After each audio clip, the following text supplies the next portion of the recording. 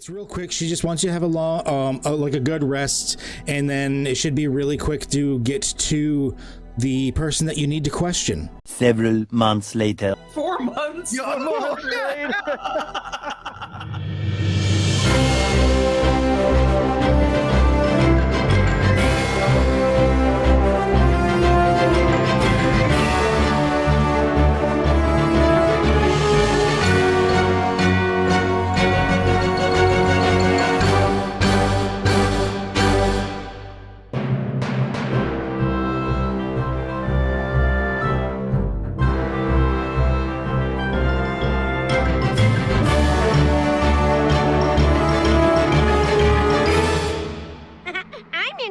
Basically, where we left off, let's do a little bit of a recap.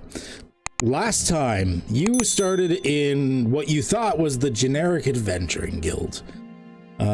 You were lackluster adventurers in a minimum wage adventuring job with no real opportunities or hopes to ever get any sort of future promotions or anything like this, although they were willing to throw you a pizza party in about a month's time. So we'll see where that goes on. But, you know, because, I mean, if you're not going to treat your employees right, you can at least raise their hopes with the pizza party, right? That solves everything. And that's where you were left. You met your middle management peon. His name was Derek. And he gave you your first quest. A bunch of cows had been taken, and it was under mysterious circumstances. The cows just being abducted from their farms. Turned out it was just kobolds. And no biggie, no strangeness about that. So you delved into the kobold caves. You even found not a lot of treasure, but you found a few little trinkets and stuff here and there. Fought some of the kobolds themselves, which were kind of tough, but not too bad. And then made it through the big double doors after finding the key to where the cows were in some sort of weird internal pasture area within the cliffs themselves, where, of course, also in fairly normal fashion, was a giant rotting meatball known to those that are more familiar with the D&D worlds as a beholder, except this was an zombie beholder, which then proceeded to start to wipe the floor with your tukuses, which was maybe the DM's plan. Let's see. Anyways, it was with this, as it was obviously a little bit of too much of a challenge for your first thing with the generic adventuring guild. That's when out of the skies came a orbital bombardment which saved you and abducted you and said, well, we saved you, your lives is ours now. And that is when you found yourselves aboard the Bravo. Here we are. We're all over for now. Speaking with... might as well bring the captain back over. Speaking with Captain Elia Ulotricus. And she made a fairly compelling argument that she would not only pay you justly, but give you a good portion of any profits made aboard the ship, as well as some other benefits of actual proper high adventure and not the absolutely soul-crushing lack of adventure you probably would have gotten with the generic adventuring guild. That's pretty much where we left it off last time. So tell me, everybody, you are now standing aboard the Bravure, and you are speaking with the captain. Bobari was down here with you guys. We're gonna bring him here as well. So, you've been here for a minute, basically. Are there any grunt crewmen aboard? You are noticing a distinct lack of crewmen. You yourselves have so far only met the captain and the guy that was introduced as Bobari. Okay. Geth is gonna walk over to the side. Mm-hmm. Look out in the distance, go, anybody else see nothingness? And there's still a little bit of probably vomit at the edge from you earlier. Yeah. You do see very, very distantly below, almost smaller, like the size of what you thought the moon would be. You see a sphere with the patterns on it. I mean, your characters may not have a frame of reference of what a world looks like, or your world looks like, but you do see a sphere with patterns on it, and you don't see land per se anymore, but considering there's green bits and blue bits, you're able to make sort of a suss out a bit of kind of what's going on here. Can I roll to figure that out to see? Roll an intelligence check for me, just straight up intelligence. Straight intelligence. I'll take that.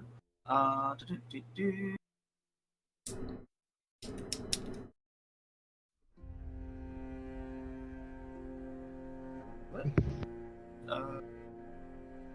There we go.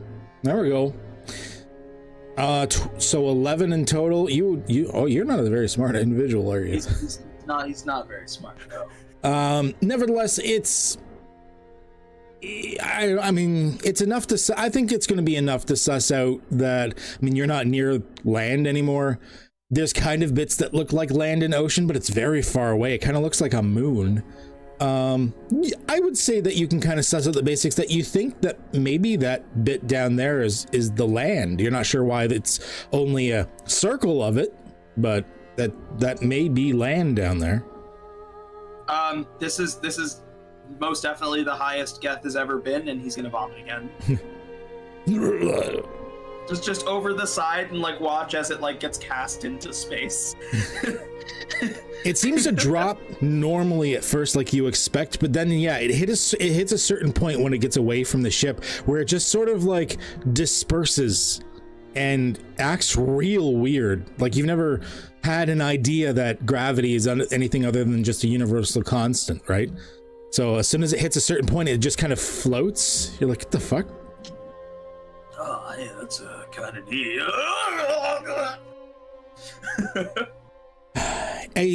The captain looks at all of you. I do hope that we're not going to be having a bunch of problems with all of you vomiting at the side of the boat all the time.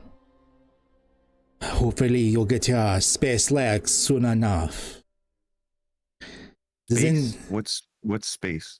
Devoid in between the planets, the crystal spheres, you'll learn all of that soon enough. There is one thing that I want all of you to realize. We have one very important rule aboard this boat, aside from the normal boat type rules. When I say no fire, I mean it. No fire. Not a torch, not a spark, nothing, not even a candle. No fire. When I say no fire. No fire, got it. Are you afraid of fire? No, it is fine when we are in the empty space between the planets, but as soon as we exit the crystal sphere and go to the places in between, we enter the space where it is no longer empty. It is filled with the things we call the phlogiston, which is the medium between the crystal spheres, the gaseous, liquidy type of thing that we sail through, that is between the different worlds. It is somewhere between highly flammable and explosive.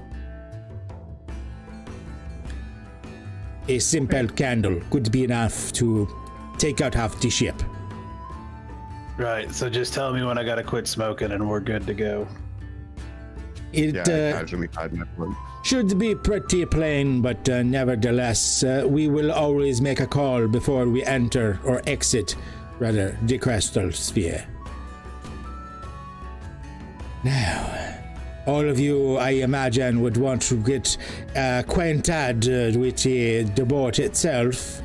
Find yourselves some hammocks. There is plenty of empty ones. Just after a bit of a tussle with some enemies, we lost a good portion of the crew, including our Thumagator. So what now? You would use for sailing vessels, navigator, I think. Oh yeah. Determinator is much the same thing, that they help guide the ship into the appropriate places. Now, So I do have a question about when you sucked us up here. Where are our cow friends? the cow friends, they have been stored for now. No, they wouldn't be stored. They'd probably be out and about. 1 second.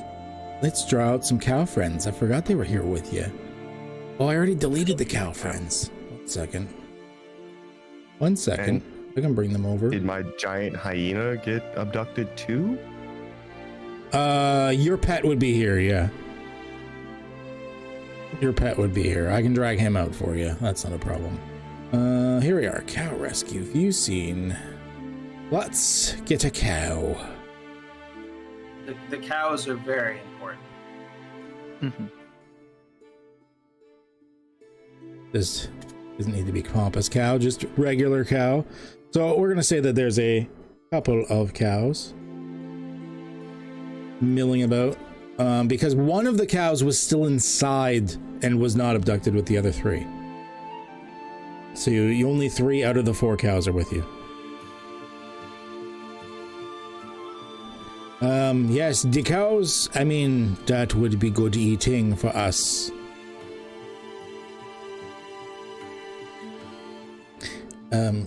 Do you have any other questions before we take off for a while? I do suggest that you all find a place to rest for a bit.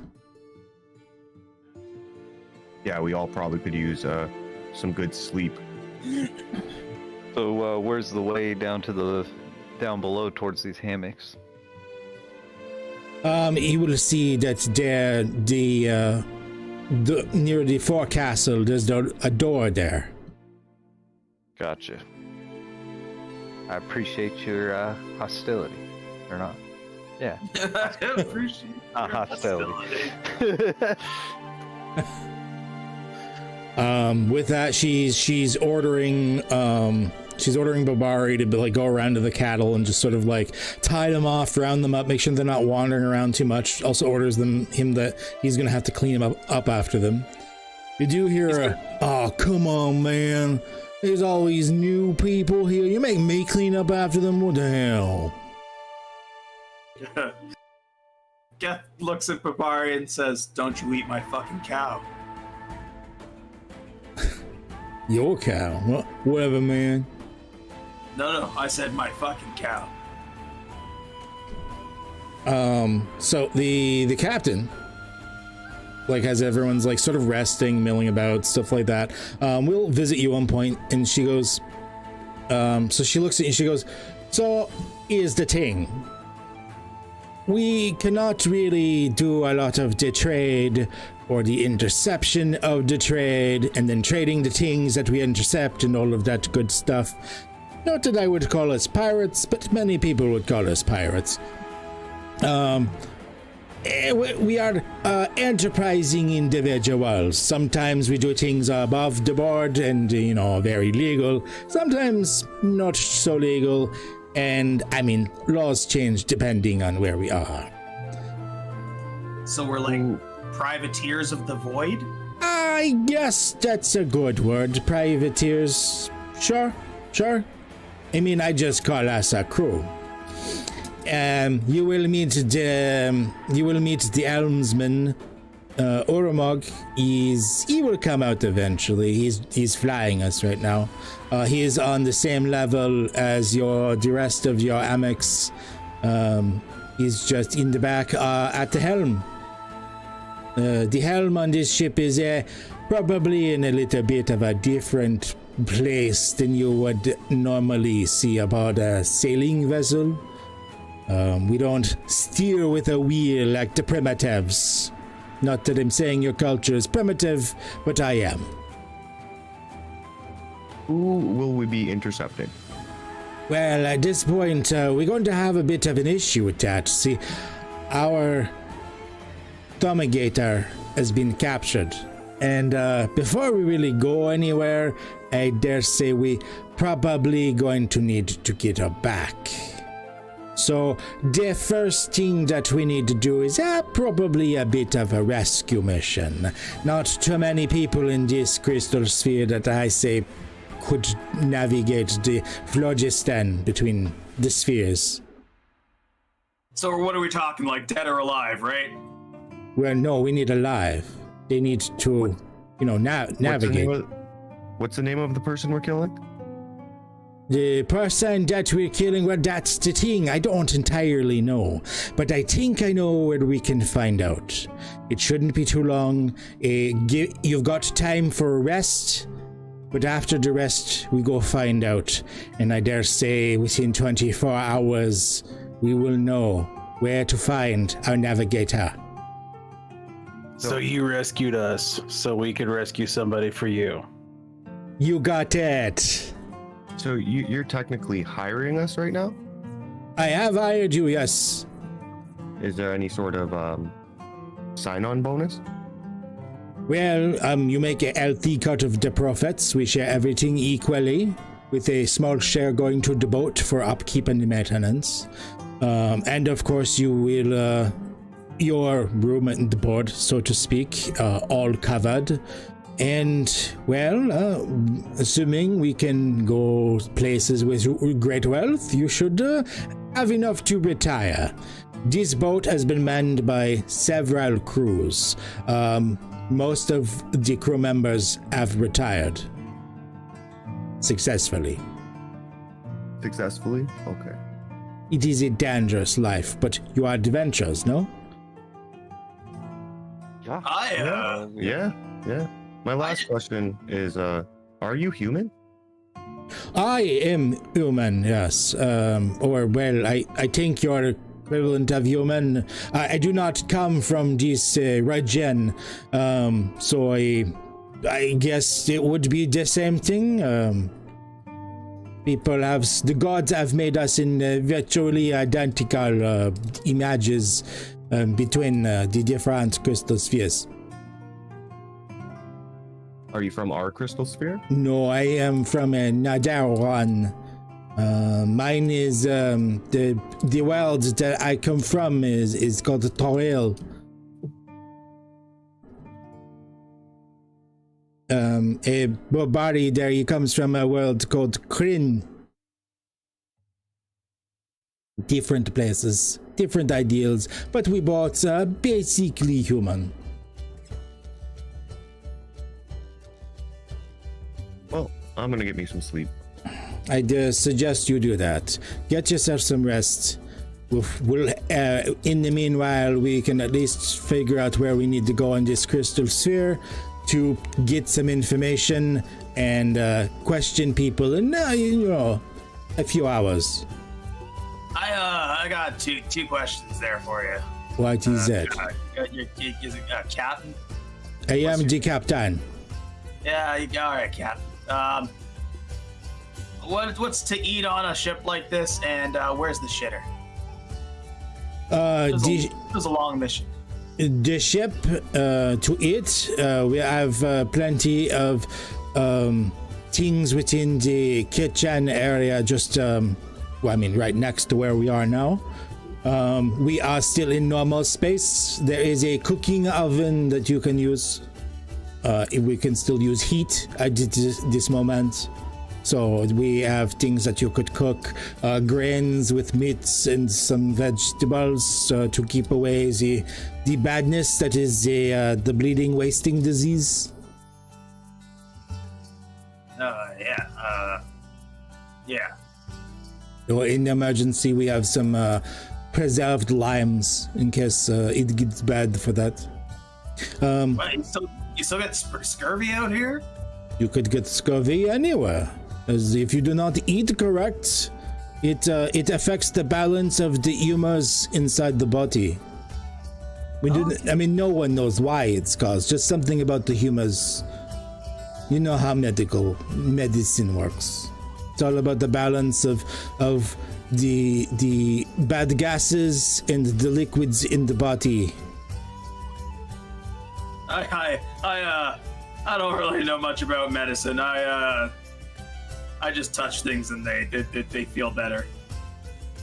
Oh, that's good. Less bleeding when you get hurt, then. Right now, if you get sick, I mean, we bleed you out, which should get rid of the bad humors, but if we have got someone to do some healing, then means that we have to bleed you less. He, like, holds out his hand and, like, slices it with the sword. He's like, if you wanted blood, all you had to do was ask. No, I am okay, thank you. Well, with that, get yourself some rest, and in the morning we will have people to talk to. I dare say we will have our Tamagata back within the next day. Gonna look around at all the rest of his friends with the bloody hand, like, wants to be blood brothers. So everyone can take a long rest on your character sheet. You will see that if you're on your character sheet, where your picture is, there's like a little bed, like a person in a bed. Just go in there, and the long rest is the right hand hourglass when you mouse over it. And in good and true fashion, so like I said, it's real quick. She just wants you to have a good rest, and then it should be really quick to get to the person that you need to question. Several months later. 4 months? Hold on, I need to remake my Hero Forge character so he's got a beard. That was a little catnap right there. Yeah. So with that, give me 1 second here. Did I preload early enough? I did. Okay. I need to switch music to something a little more combat-y. Okay, a loud explosion hits the back of the ship as you guys are escaping the armada of fleets, or the fleet armada that's chasing you. You can hear, despite being in space, there's still sound because it's a fantasy realm, and you hear the bang and the as like cannonballs are shooting past you. One of them does strike the side of the ship as you're going along. The captain yelling at you, I don't know why you had to kill the children. All we needed was the jelly, but we got it anyways. Oh, why we had to leave the treasure behind, I don't know. They kept getting in my damn way. All of you. And why? Why? Did you, in Alitor, why did you have to try and sex the queen of the country that we're at? That was just girth. That was all girth. It's with this, we're going to do what's called an action challenge. Now, you're not going to find this, for those that have been actually leafing through the rules and stuff lately, you're not going to find this in the player's handbook anywhere, because this is basically a update of something that used to be called a skill challenge in some previous editions, where instead of dealing with things in a normal like round by round combat situation, we are going to deal with things a little more abstract, and you're going to use things like skills or attacks or spells or whatnot to try and get a series of successes or failures depending on the target numbers that I set you. In this case, you need 4 successes. Actually, here, let me double check. How many successes do we need? We want this to be a medium tier 1. Sorry, you're gonna need 6 successes. Let me change that. Text. 6 successes to succeed at the situation with, and in this case, it's a succeed or fail. Some action challenges with every success or fail, maybe like a little something happens. In this case, it's all success or fail. If you get 6 successes, we get out of here, you're good. If you get 3 failures, then something bad happens, and the action challenge is failed, and we'll see what happens when a failure happens. Oh, man. I don't like that. What? I don't like it either. Those aren't very good odds for Action challenge. Okay, now, and depending on what you described to me you're doing, the DC may be dramatically different, so we're gonna find out. With an action challenge, you have the, you get to sort of narrate to me what you would like to do, and I will tell you what to roll in response. It could be a skill check, a saving throw, an attack roll. If you do a spell, it's either gonna grant advantage to somebody if it's like some sort of like buffing spell, or you'll do like a spell attack.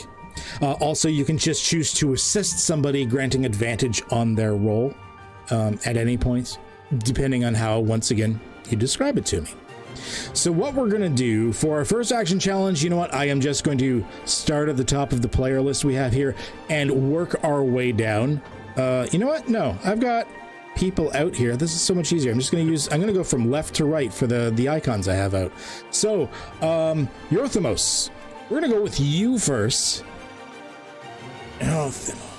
So you are at battle stations. You are the main crew. You have what are known as the Void Killers, a gang of ruthless killers chasing you with an armada of small ships, including a boarding ship that is attempting to get close to you. Your ship has one cannon on each side and one ballista on each side, and you know you're trying to book it. You could be working the rigging to try and make it go a bit faster. You could be working the weapons. You could be, I don't know, throwing something off the side. Be creative with it. Yorthamos, what are you going to be doing in this situation as you're getting chased? I'm really strong. Mm-hmm. We have what fuels the ship? As far as you can tell, it's just magic. You met the main pilot, which is just some weird cyclopean mutant dude that you have no idea what he is. And he just sits on the helm, which you have seen. You were sort of introduced to where the helm is at one point, which is basically just a magical throne. And the reason he can power it is that he's a spellcaster. Can I approach him? You can.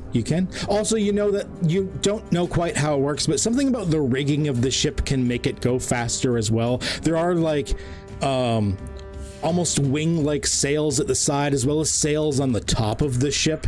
You have no idea how this helps propel the ship, but it does in some way as well. And yeah, you can approach him. What is his name? Ormog, I think it was. Yeah, Ormog. He looks like this. Oh my god! Jesus. Oh, Jesus. That's who pilots your ship. He tends to stay in his room. It's like basically a fairly Spartan closet with a big throne in it. Oh, It's chill, dude. Oh, and to remind you, I showed them last week, but just to remind you that the captain looks like this. And Bobari, which is like her like first and second command or whatever, looks like this. all right. I still am gonna approach him. Okay. I'm gonna approach him just eating some food and all calmly while battle hectically is going on all around me. He's there. He's like, you do know that even when he's steering the ship, he can talk to you. He can't do much else because he's concentrating on steering the ship. But he can talk to you and converse as need be, although he does look like he's concentrating pretty heavily trying to do evasive maneuvers and such. He just might know how to make it go faster. Is there anything we can do to make it go faster? Or if he could help us distract the ship while we get away. Okay, so what are you actually asking him? I'm going to ask him if there's any way that we can make this ship go faster. If he can make the ship go faster. The ship faster. I make the sails aim better to the spatial winds, I guess. Sorry, concentration hard draining me. Work the sails, help the rigging. I can only tug them around so much. They will begin when you see them move. Help move them with me. Help move them for me. I'm strong, so I would get right on the sails. Okay. So you're gonna rush up and you're gonna help try to like basically man the rigging and to try and move, cut, throw down like anything with the sails that you basically need to do. Yeah, I'm literally going to take the little man that's rigging the sails right now with one hand and throw him out of my way and take over. Okay. All right. Great. All right, we will get back to your check after we've gotten the actions from everybody else, because we're going to see what everyone is doing and then roll the checks. Next is Gek Slim. So Gek, once again, explosions happening. You're still in regular space, so sometimes some of the raider, the void killers as they're called, are even throwing spells at you like fireballs and lightning bolts and stuff. The ship is barely evading all these like artillery fire and whatnot. What are you doing? Is there any defenses on the ship, like a shield or anything that we would know about? Not that you've seen, no. Okay, is there anything that I could maybe lube the sides of the ship with, like oil or something to prevent them boarding the ship? You know that there's like a barrel of cooking oil in the kitchen. It's not like a ton, but there's some oil there. Because right now, let's see, what do we got in your cargo hold? I forget what I gave you guys.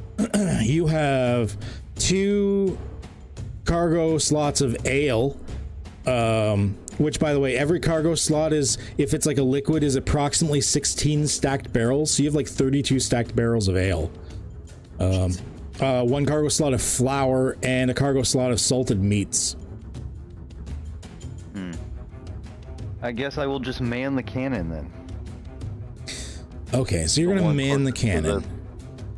And possibly shoot at the boarding ship that's getting closer, if I can. Okay, so you're gonna make an attack with the cannon. Perfect, not a problem. Okay, moving on. We're gonna look at Geth Vandusboot. How close is the enemy ship? Like, are we talking spitting distance? Are they trying to ram us? Are they a ways away? Well, your ship is pretty fast, even for its size. Like, you've got like what's classified as a medium-sized ship. It's a pretty fast ship, all things considering. Even the light void killer ships are having a hard time keeping up.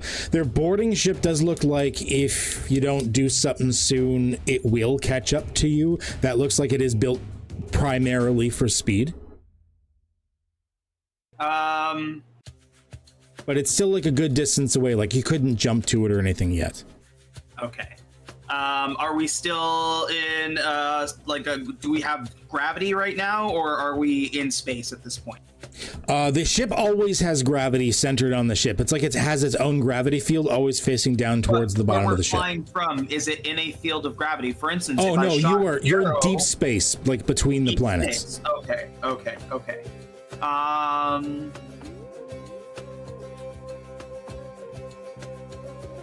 You know what? I'll man the other cannon then. Okay. All right. You can at least until I get closer. Cannon attack. All right. So that is both of the cannons. And Halathor. Are we at the point of space that fire is bad? No, you're just in regular void space. You know, if you were to leave like your little protective bubble of the ship, it would just be empty, nothing. So fire is still okay. And how does gravity work, like, outside of the ship? Like, if I summoned in a bird, could it go fuck with them? Outside of the bubble, like, you have a bubble around your ship that gives you air and gravity. As soon as you leave it, it's just space. No air, no gravity, nothing. Okay, so that's a no on the bird. I mean, you could still try. Bird's gonna have a bad life.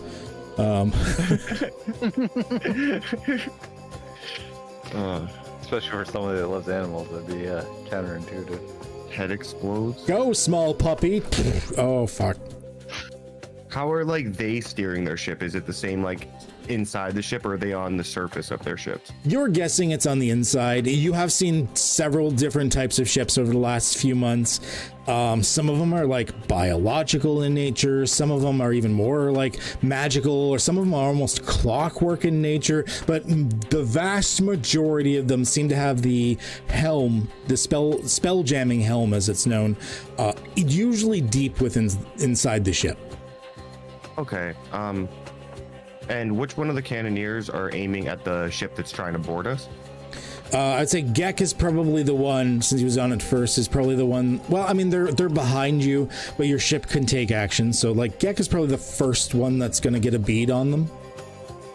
Okay, so I'm going to go help Gek with the cannons. Okay, well, since it's normally, like, if we were in a normal combat situation, normally it's 2 actions to fire a cannon, 1 to load and 1 to fire. We could say that you're the one that's loading for him. Awesome. So you're assisting Gek. So we are gonna give you advantage when you do your roll. All right, and then you don't make a roll. Okay, Robert. Spelled that wrong. So startled from smoke when I get up. Me and Halothor, we were just chilling. And then I run to the side, I see that we're attacking from. Would I be able to cast Infestation, like a bunch of fleas towards their ship? You could try, but there's still a little bit of a gap between your ships. You know that there's a good chance just the fleas may just pop into the void of space. Could I shoot a bunch of them where it's like a cloud, so it's like they're obscuring their vision? Okay, or... well, yeah, it's not just a combat round. Like, we're in sort of like a abstract measure of time. Like, this could take place over minutes. So you could just be there, since it is a cantrip, you have infinite uses of it. You could just be there constantly casting it, like, just on the verge or the edge of your bubble. And then as the ship moves on, it's leaving a cloud of insects. Okay, yeah, I will allow that. Sure, spell. So we're going to say it's probably going to end up being a spell attack. All right, and finally, Binks. I'm gonna look around and see everybody working the cannons, and I'm gonna look over at Eurythmus, and I'm gonna say, I'm gonna help you with the sails, big boy. Okay, so you're gonna assist Eurythmus.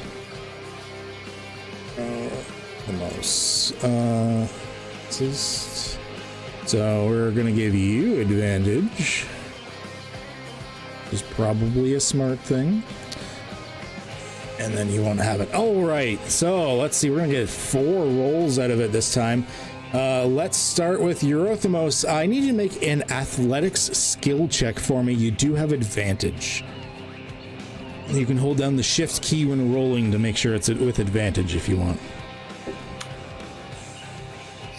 Sure. Got this, bro. Oh shit. Okay, well that is definitely enough. So that is going to be 1 success. Boom, green check mark. Let's go. All right, Gek. You are being assisted at the cannon. You're the first one to get a bead on them as you're weaving back and forth. Finally, you can get it. You know that just like with like regular sailing ships or whatnot, it does take a little bit of time for the cannonball to get to them. Thankfully, once you're out of the gravity fields, the cannonball just keeps going in a straight line, which helps. But you do know it's a little bit difficult. So what I'm going to get you to do is, I doubt your character has proficiency in siege weaponry. So right now you're just going to be rolling a d20 plus 3. So 3 d20s? No, a d20 plus 3. 1 d20 plus 3. Sorry, 2 d20 plus 3. We'll take the highest of the 2. Sorry, with advantage, basically. We'll math that one. So that's 18 that you rolled. More than enough. That is another green check mark. You guys are killing it. Let's go. So as Eurythmus is working the sails to sort of help get like a bit of a sharper turn going on, almost like a handbrake turn, but I mean you don't have an anchor. so to speak. You are able to get a sharper turn. You sort of skid around, and Gek, as you're sort of drift, almost like Tokyo drift around some of the other ships, especially that boarding party ship, you manage to get a bead on it and get a really solid hit on the hull. And it's going pretty good so far. With that, we're going to go to Geth. You are also doing a cannon attack. I am also pretty sure you are not proficient in siege weaponry, so we're going to do just a d20 plus 3 for me, please. Sure. Also, I updated myself to my 4 months later appearance. Nice. That was fast. Okay, unfortunately, that is going to be our first failure. So I should move these over. Realize sometimes I want more than... I had only 5 checkmark thingies there. Go away, pop-up. There we go. Give me 1 second here. I gotta fix the thing. I realize, like, sometimes you gotta get more than 5 checkmarks, and yeah, there we go. That's better. And lock. There we go. Okay, so we do indeed get our first of 3 failures. Yeah. So, Geth, the ship then flings around to the other side as you're taking evasive maneuvers. It's at this point that your ship, I mean, maybe, have you had experience on sailing vessels before? Probably not. Probably not. Okay, so, I mean, you're just inexperienced at this. You're not entirely sure. It's a new situation. You've got gravity where it arcs, but only when it's near the ship, and then it goes straight when it's not near the ship, and just getting a bead on it was kind of difficult. So it goes real wide and doesn't actually impact with any of the ships. That checks out. Robert, so you are trying to sort of distract them with a cloud of insects just to help blind and or annoy the crew type of thing. So your spell attack, you've got the Arcane Grimoire, okay. So I need you to roll a d20 plus 5 for me, please.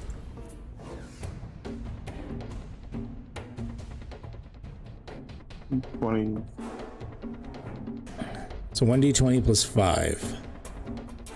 So you can hit the little d20 icon down at the bottom there, in the chat thing, and then just hit the 5 button or the plus button 5 times, and then click roll. Oh, that was not great. Okay, try as you might, summoning these bugs, it's not working out quite how you hoped. You were hoping it would be this big cloud, but the thing is, every time you cast it, it just immediately leaks out of the field, and there's nothing more than maybe a little bit of bug splatter on a couple of the ships. It's not really anything impactful at this moment. The bugs are getting out there, but it's just kind of covering the edges of the ship a bit. So, unfortunately, that is going to be another fail. All right, guys, we gotta win out. I'm going to do this. Okay. Now, with this, we're going to get back to the start of the order. Now, thankfully, like, I myself don't get a turn in this situation the way the action challenge goes. It's just you guys sort of responding to the situation. So, we're going to do this in the opposite order this time. Binks, what are you going to be saying that you're doing? So I'm gonna ask the one-eyed guy if he thinks we need more sails. He's not gonna look at you. He's kind of looking off in the different direction. You don't know exactly how the helm works, but you do know that it's almost like his consciousness is in like third-person mode around the ship. But you do hear his voice say, "Speed is good." All right, I'm gonna try and get a little more speed out of the sails then. Okay, and how are you going about this? Are you just trying to like manhandle the rigging into the right place, or are you trying to maybe like subtly guide them towards maybe the sails in the right direction? You have no idea why the sails work, but they do somehow. I'm gonna try and adjust them to catch as much space wind as possible. Oh, right, perfect. fantasy sails. So yeah. So we are going to say, yeah, I'm going to end up saying that's probably going to be an acrobatics. So don't roll it yet. We'll get, once again, everyone's actions before we do anything. So Robert, we're going to do you next. What would you like to do to help in this situation? You do see with those 2 fails, the boarding ship is almost to your ship. Their bubble and your bubble are probably even overlapping at this point. I'm just gonna cast magic missile. Okay, so you're gonna at the ship. You're gonna try and attack the crew using magic and see if that will help your situation. Yeah. Okay, which it may. All right, Inhalathor. Inhalathor. I've been saying it wrong. Inhalathor. Either or. How close are these ships? Like feet wise? It's getting pretty damn close right now. Like you could almost jump onto the other ship. You're guessing the boarding ship, being within 1 fail distance away, is probably like about 10 feet away from your ship. Like someone could be thrown. Yeah. Toss me. Oh god. Our gravity or not space, but like our bubbles are touching at this point. Your bubbles are overlapping, so you know that there's both gravity and air being shared between the ships. Can I use, like, can I get a minion that's an octopus and send it over there? Yeah, I would, yeah, that's not a problem. Once again, this is more of an abstract time, so like there could be minutes that you're still dodging and weaving and stuff. So this is going to be a minion that you're going to be having going over and sort of fucking with them for a bit. Yeah, attacking them. Okay, Messing up great. the crew, attacking the ship, unleash the Kraken. So it's going to be, we're going to count this as a spell attack as well. Getting your magical minions to go over there and do some stuff. Why not? All right, Geth Vanderspoot. It's close enough to jump on now. You think you could jump over there if you wanted to? Yeah. Can I see somebody steering the ship up top, or are they inside? No, there doesn't. Just like your ship, there doesn't seem to be any sort of external helm. But there is rigging, right? For like there is sails rigging. and stuff like that? That's correct. Just like Is there a yours. Cyclops? I'd like to try and fire an arrow to sever part of the rigging. Okay. All right. To like veer them off course. See if you can slow them down, and I mean, if the rigging snaps, it could just like completely derail and go off. Sweet. Yeah. I like it. All right. Gex Slim. I'm gonna attack the ship with the spell as well, I guess. Okay. All right. What kind of spell are you doing in this situation? What are you doing with this? Let's see. I'm probably gonna do Moonbeam, I guess. Oh, laser beams in space. What? All right. So yeah, that's gonna end up being a spell attack. So yeah, so you're gonna be summoning Moonbeam, and finally, Eurothemos. What's she doing? Oh my god. So everybody is both attacking the sails. You're really quiet, I'm sorry. Oh my god, I have my sensitivity down, I apologize. Oh, no worries. But so he's sending a minion over. Yeah. They're both attacking the sails. We can't see the driver, he's not within reaching distance. You don't see the helmsman, no. You imagine it's like your own. Yours sits on literally a throne, like a stone throne, covered in magical runes, in like the belly of your ship. So, do we know anything about this ship? Like, is there a lot of people on there? You do see some individuals. I'll show off what the Void Killers look like. Like for example, so here's a Void Killer thug. Dangerous, foul-looking creatures. And there's a Void Killer blaster. Just to give you an example of a couple of them.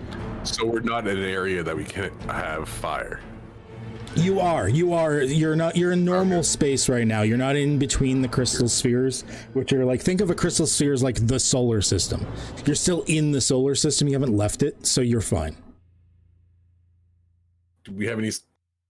I mean, at this, we're trying to get away, right? We're trying to get away from them. You're trying to get away. Yeah, you like stole some information. You sexed up someone's queen. Apparently, you killed an orphanage of children. Whatever other atrocities you think you might have committed in the sudden 6 month or 4 month passage of time.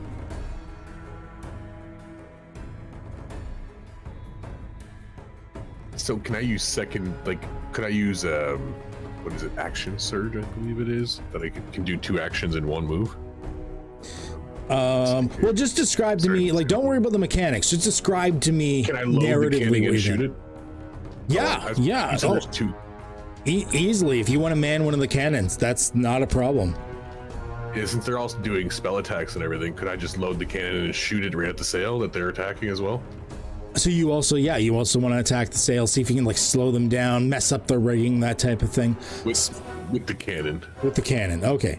Cannon attack. All right. So let's do some rolls. Let's see what happens here. Binks, I would like you to make an acrobatics skill check for me, please. As you're going around and subtly just trying to like sort of flipping between them, pushing the sails in the right way. It's less that you're manhandling it, more that you're finessing it.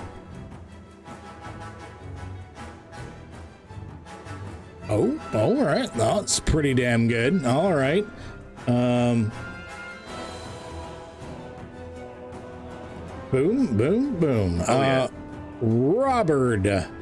So you go through, sorry, let me describe the results here first. So you go through, you get the sails adjusted in just the right way that where they were approaching you. You now know, although they haven't fallen behind yet, you know you are aimed towards just the right flow, however this space thing works, that you are going to be able to zoom ahead, assuming nothing else bad happens. And you should be able to get a little extra kick in the speed of your ship. Robert, you were doing a magic attack. So I'm going to have you roll a d20 plus 5 for me, please.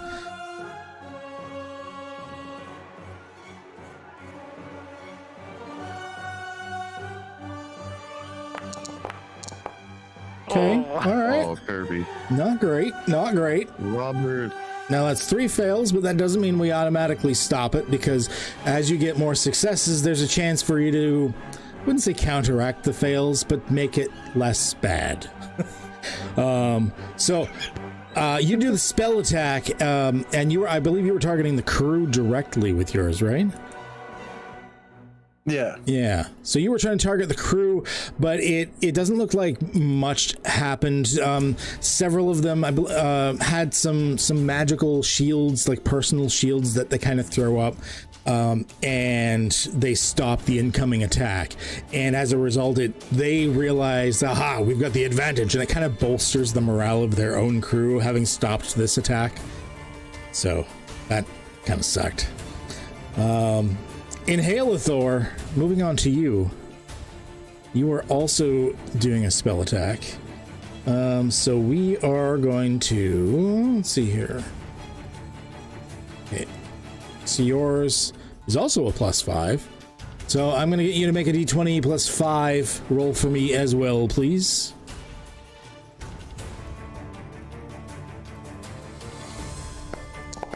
Oh, fuck. Oh my. Oh, fuck. Oh my. I Okay. changed my team. So all these spell attacks are going off, and once again, these personal shields they have up are just easily deflecting them to the side. The crew becomes more and more bolstered, and as the boarding party gets closer and closer, you can hear the chanting of these vile void killer creatures. Yay! Woohoo! Inspiring dread into you. Yippee!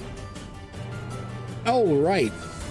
Geth, you are going to shoot at the rigging itself, seeing if you can snap some of the ropes or tear some of the sails, things like this. I would like you to make a ranged attack for me, please. Proficient ranged attack with, I mean, you can just choose your weapon. Going longbow, let's go. Here we go.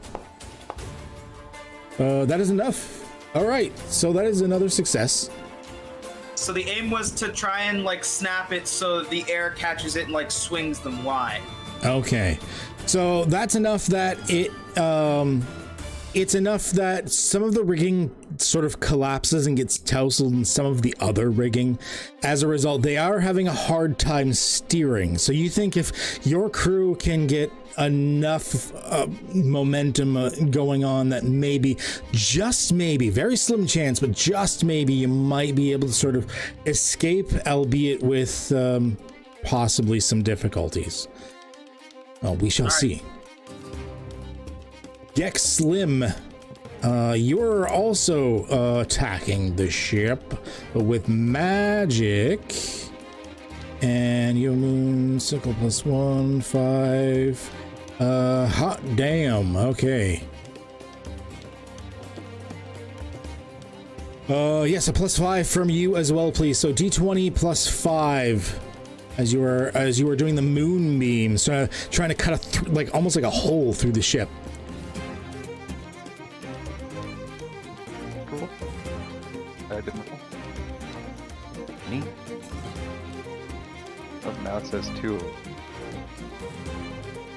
Yeah, any refresh, I guess? Oh, is it, you having a hard time?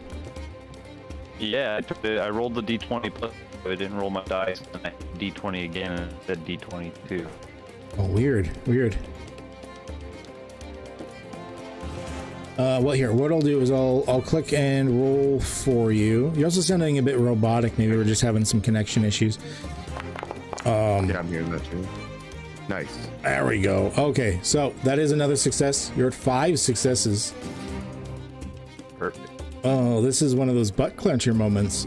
So you may be able to squeak out of this without too much issues. Eurothemos, you have seen your party sort of went on the defensive this time. The offensive this time. You have seen everyone throwing, slinging spells, shooting at the rigging, like a beam of energy shooting down and taking a small chunk out of the side of the ship. And you know that it's just going to take that little bit more to help set them off course. Eurothemos, I need, you're not proficient in siege weaponry, so it's going to be a D20 +3 for me.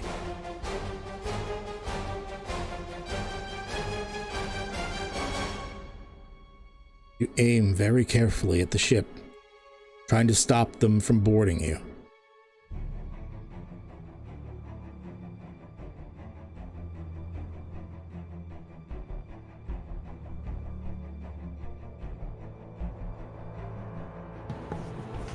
Is it not working for you as well?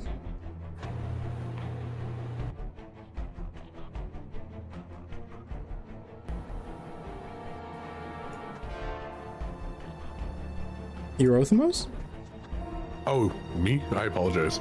Yep. Which skill check was it? Welcome back to the stream. Please pay attention. Yes, as I was saying, your party was on the offensive, going through, slinging spells and doing all sorts of attacks on the rigging and everything like this. It is up to you. This is your moment. It is, whether you succeed or fail is up to you. You're making a cannon attack. You don't have proficiency with siege weaponry, so I need a D20 +3.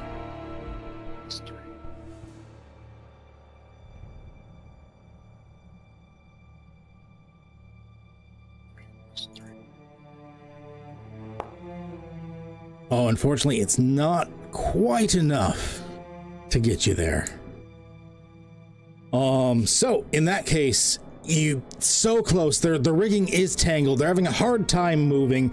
You know, if you just nudge them a bit more, but unfortunately their ship is able to sort of crash into your ship before it finally gets veered off. Now, you had enough successes. It's not going to be as big of an issue as it could have been, but you are indeed boarded by some of them.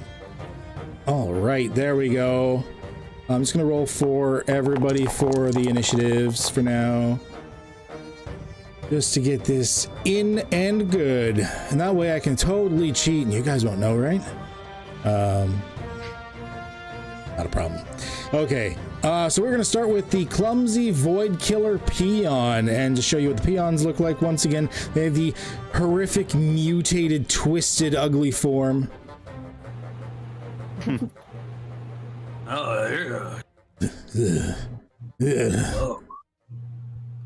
Okay, so with that, they have 30 feet as well. Okay, can't quite reach you.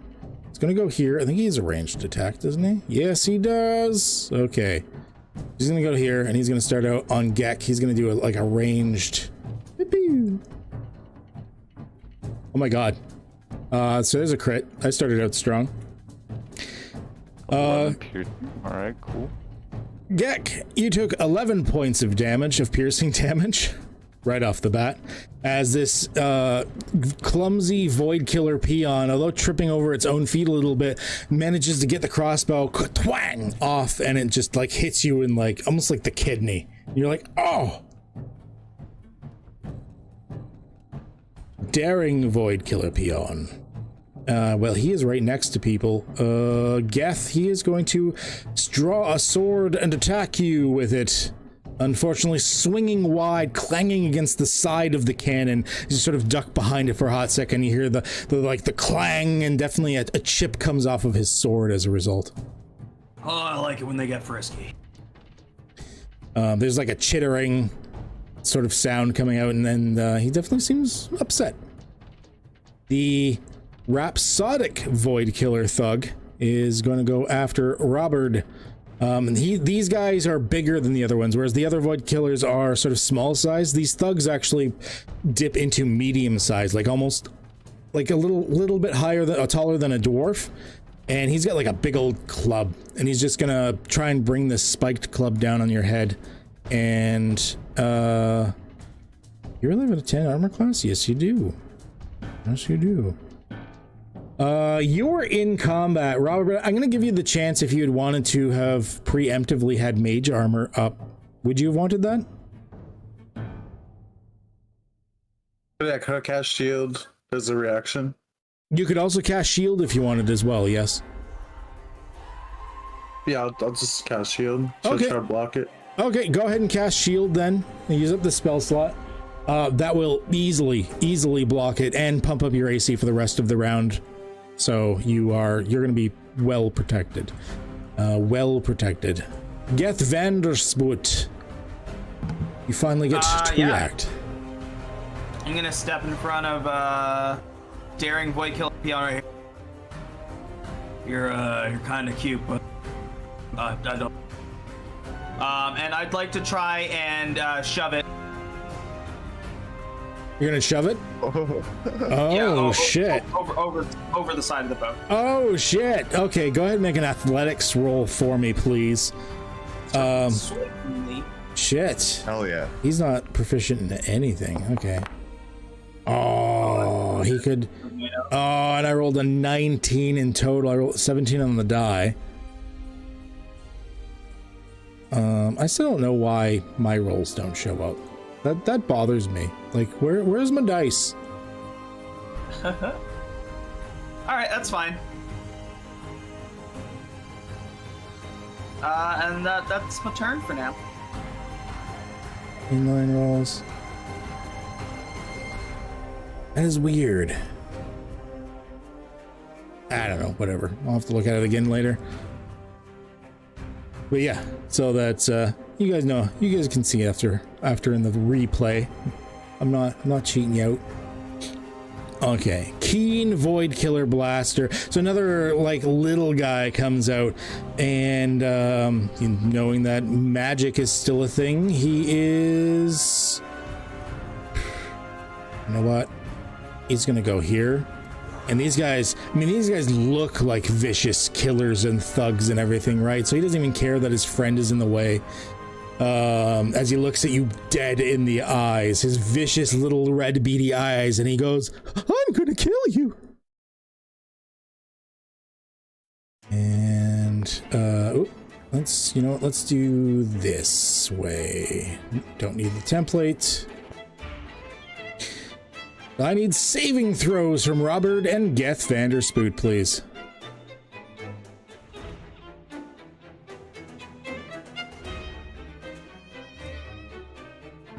Okay, so Robert, you made it.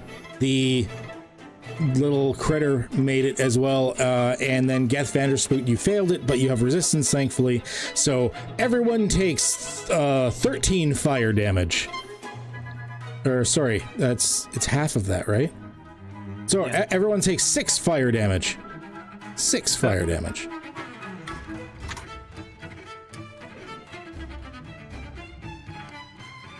So there's this big whoosh of fire as the burning hands comes out. Really fucks up his buddy. I'd like to hellish rebuke. Oh shit! All right, fire with fire. I like it. Hold on, let me target this mofo.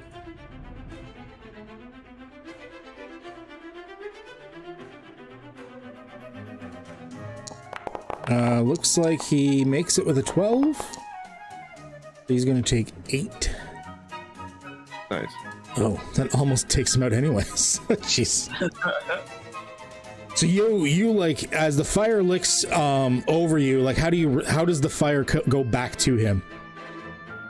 So the fire, like as the fire is coming towards Geth, he like feels the heat, turns around, and flips the guy off, which like as the fire is hitting his hand and starting to singe him in his face and everything like that, he like channels it through his hand and like shoots like a flaming finger right back at the guy. Oh. So yeah, so you sort of catch it, goes around you, and then like big old flaming finger, and then he's singed head to toe. Most of his fur is gone. His clothes aren't well, and he's barely standing at all. Binks, you're next.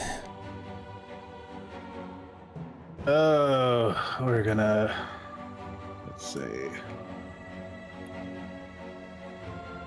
We're gonna come over here and we're going to attack, finish off the little Void Killer Blaster with our short sword. Please, I repent. I have a family. 37 children.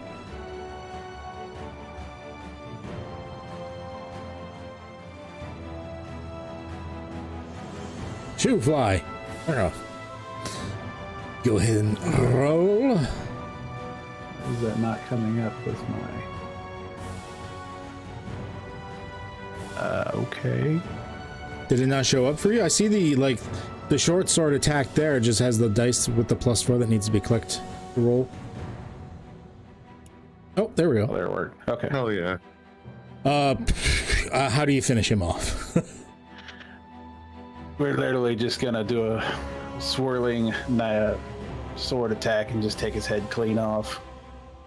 Okay, so he looks at you like his eyes growing like 3 times larger, and he's like, "Oh, please, sir, look at it!"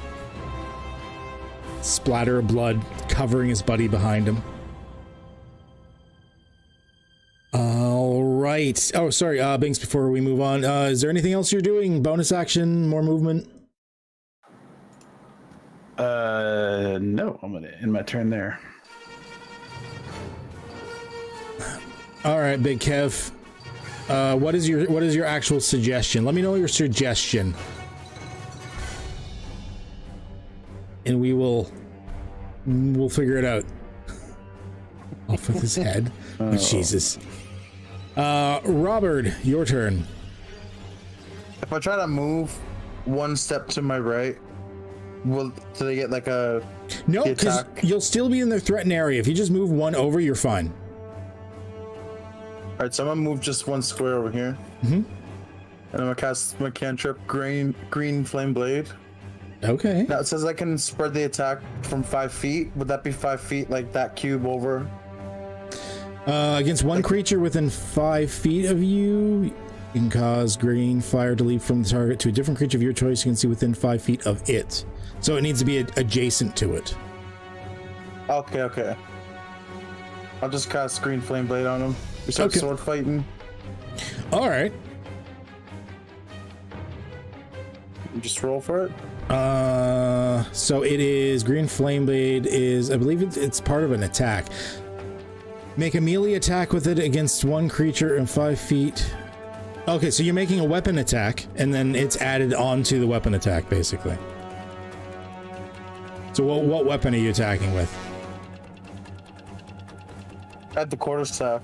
Quarterstaff. Okay, go ahead and yeah, it's any melee weapon. Go ahead and attack with the quarterstaff. Nice. Yeah, well, it's gonna hit. I was gonna hit. Go ahead and roll your bludgeoning if it's one-handed, or versatile if you're two-handing the sucker. And we swing it like full force at him. All right, so 7 plus you're gonna get the green flame blade stuff. So that is on a hit, suffers, and you can cause green fire to lead to a different creature of your choice within 5 feet. Oh, I see. Okay, so normally the fire damage is to the next person. You know what? I'm gonna give it to the next guy anyways. It's spells are a little wonky in space, right?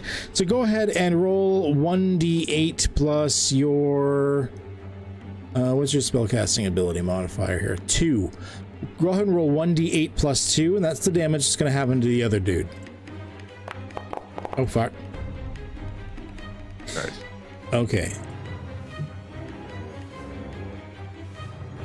And then he takes 8. Jeez, that's pretty good. Maybe I shouldn't have given you that. So you like hit him, and then like it's almost like a slash, and fire leaps from one to the other.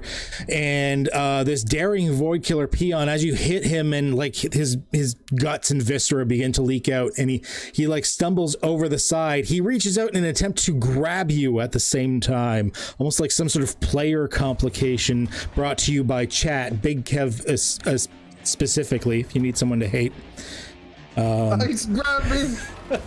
And he wanted it to be you. So yes, I am going to need from you either an acrobatics skill check or an athletics skill check, your choice. I'll do acrobatics. Okay, go ahead and roll that for me. That's a pretty decent roll. Oh, I just failed it. I'm actually gonna have him like pull you like there. There's no attack of opportunity because you're not moving, you're being moved. But he almost pulls you over the side because I rolled a 14. So like he's like, you just barely get his hands pried off of you in his like death grip as he's like going like no, as he, and then like hits the edge of the bubble, and you're like it goes from the loud scream to nothing, just like ah! And then you just see him floating away into the void. You sort of like hanging on the edge of, it looks like the railing is like a chain, like it's a linked chain railing. And you're just sort of like just leaning on it like, oh, it's close. Suck it, Big Kev. You're safe though. Will I flash from rise, and then I'll end my turn. Yeah, all right. Oh, it was a close one. Eurythmos. I'm going to run towards this narcissistic void killer thug. Okay. And on my run over, I'm going to throw my hand axe at its forehead. Oh, I like it. So you're like hoping to like hit him with it and then like pick it up when you get there type thing. You got it. Hopefully from his body. Love it. Love it. I'm going to pry it out of his body with my foot and hand. All right, that sounds Viking as fuck. So let's do this. Go ahead, like make your attack, and then we'll move you as you're going. This is the beauty of 5th edition. You can move a little bit, do like an attack, move a little bit, do like if you have other attacks, do more attacks. You don't have to use all the movement at once. Oh fuck! Oh, just that few off of a crit, eh? Still probably pretty good. Go ahead and roll your damage for me. Oh, that's a solid hit. That is, so I would say that like the axe, even though he's not dead, and you hear oh, as he like doubles over. The axe is like firmly embedded into his body, at which point you can go over and it's just item interaction to pull it out of him with this like suctioning sound. And you know what? That was such a force to it. Go ahead and roll an extra, say D4 for me, please. As there's like extra damage as you're sort of like ripping the axe out of his chest. I'm assuming you'll be like next to him at that point. Okay, so it is enough that it sort of tears at the wound a little bit as you like, there's this like moist sucking sound as you hear it as you pull it out of him. Oh, I just gave myself shivers. I hate sounds like that. Why do I describe that shit? Okay, Captain Olotrikos, you gonna be less useless? What can you do again? Oh yeah, you got a gun. It's gonna go up here. Yeah, you got a gun. Oh shit. Hell yeah. Yeah, okay. That is a she's a hefty bitch. So she goes over and she's like, get off my ship, and just you hear this like loud bang and like the puff of smoke that you get from these like Renaissance style firearms sort of drifts across the ship as the guy's like, ugh, once again going off the side. Kinky Void Killer Blaster. Okay. That one's for you, Girthy. Yeah, you hear like a, hey! The safe word's, you're going to die. So he's gonna like get here, and Eurothemos, he is gonna do a thing. And whole miss. So he fires a shot like a firebolt at you, which you easily dodge to the side, and you see it like land and sizzle right next to where the gunpowder barrel is for the cannon, but thankfully not hit it.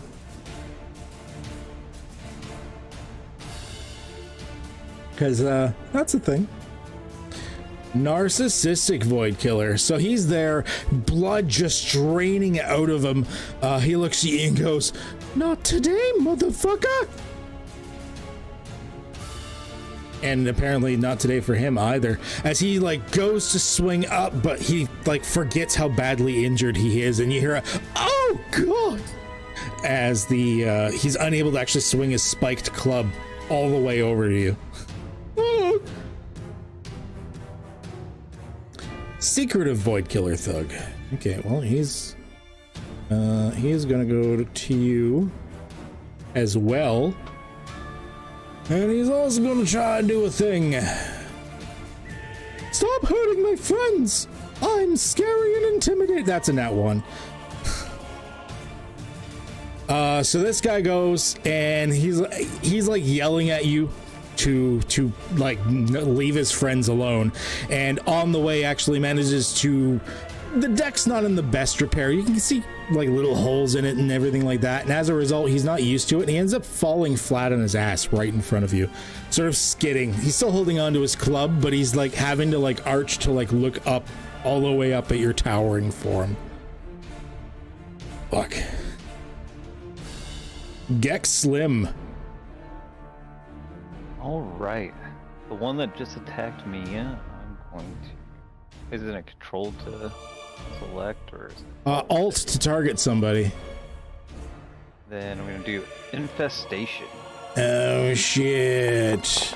Unfortunately, he made the save. That was a really good roll. So as you summon the bugs up from seemingly nowhere, from the bowels of the ship, coming out of the grating beside him and swarming around him, he just sort of, or she rather, just brushes them off of her clothing and just like into the solar winds, brushing them away without a great effect. Okay, then I will take a bonus action and cast Healing Ward. Can I do that on myself? You can if you want, yes, because you only cast a cantrip so far, so you can still cast a full spell. As long as it's a bonus action, which it is.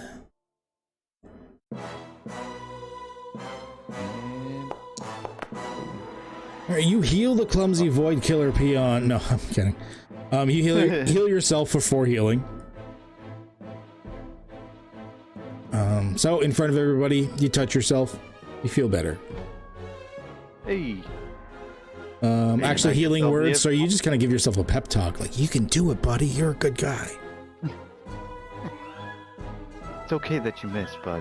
You'll get him next time. You go, champ, chief, boss. Okay. Inhalathor. There you are up. You were at the front just sort of keeping an eye out on what's going on. What would you like to do? I'm gonna run down and I'm gonna use my action to dash up to this cute little thing, and I'm gonna pet it on the head and tell it how cute it is. Sorry, give me 1 second here. Actually, I'm gonna pause for 1 second.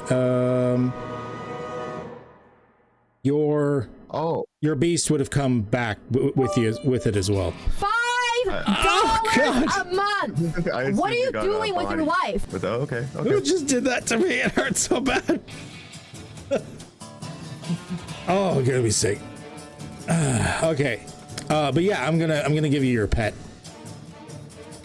Thank you for the cannoli, really. Okay, we're good. Yeah, I'm just gonna be trying to get this kinky void killer blaster to be my friend.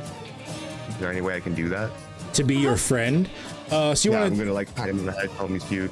Okay, all right. So you're trying to suddenly win him over to your side. I mean, you never know. There's some sort of space pirate raider thingies.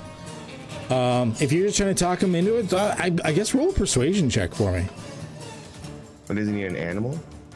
He's a person. He's wearing clothes. Okay. Yeah, no, he's wearing like one of those like ruffled Shakespearean style like collar thingies. Even he just cast a spell. What happened there? Why that roll at disadvantage? Yeah, it did roll a disadvantage. Well, the first one was the low one, anyways. So we're just gonna keep that one. Yeah, it's just like sometimes it kind of gets stuck if you just tap the controller shift key. Sometimes it'll reset it. But the first one was the low one, so you just kind of like, hey, filthy animal, why don't you join my side, you mindless peon?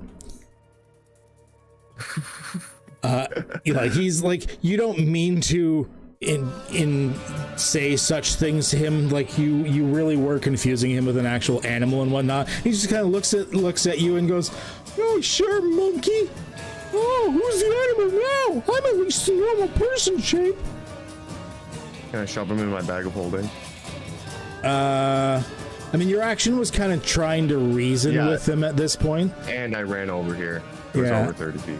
So I'm gonna say actually like taking the bag of holding out and trying to like bag him with it would be an action. Yeah.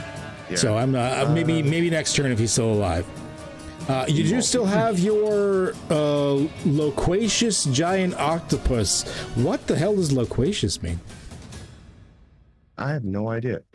I can't move the token, but he is going to attack the little furry thing in front of me with tentacles. Okay, sure. It's probably because I dragged it out for you, maybe? I don't know. Should have access, but we will do it. Oh, no, you got it. It worked. Here you go. Yeah, I can see the... Oh, I know why. Because I had to change it to free movement because it wasn't its turn. Okay. Now you can move it around. There you go. Oh, fuck. Yeah, that's going to hit. So it's a talkative giant octopus? Oh, is that what that means? It's talkative? Tends to talk a great deal. So it's not real words, just a lot of... And the kinky guy here is grappled. Oh, and he's instantly grappled. Oh, that's handy. That is handy. Which one of these is grappled? Are you grappled? That's restrained. Oh, it's probably the hand. That's grappled. Awesome. And that's going to be me. Oh, it's got me. Oh. All right. So after Inhale Thor, we're going to go back to the top of the order. Clumsy Void Killer Peon. So far hasn't been terribly clumsy. Well, he's going to, or she rather, is going to go up to Gex Slim. Try to have a little bit of fun with this. So, the crossbow kind of gets like dropped to her side and she pulls out this wicked curved blade.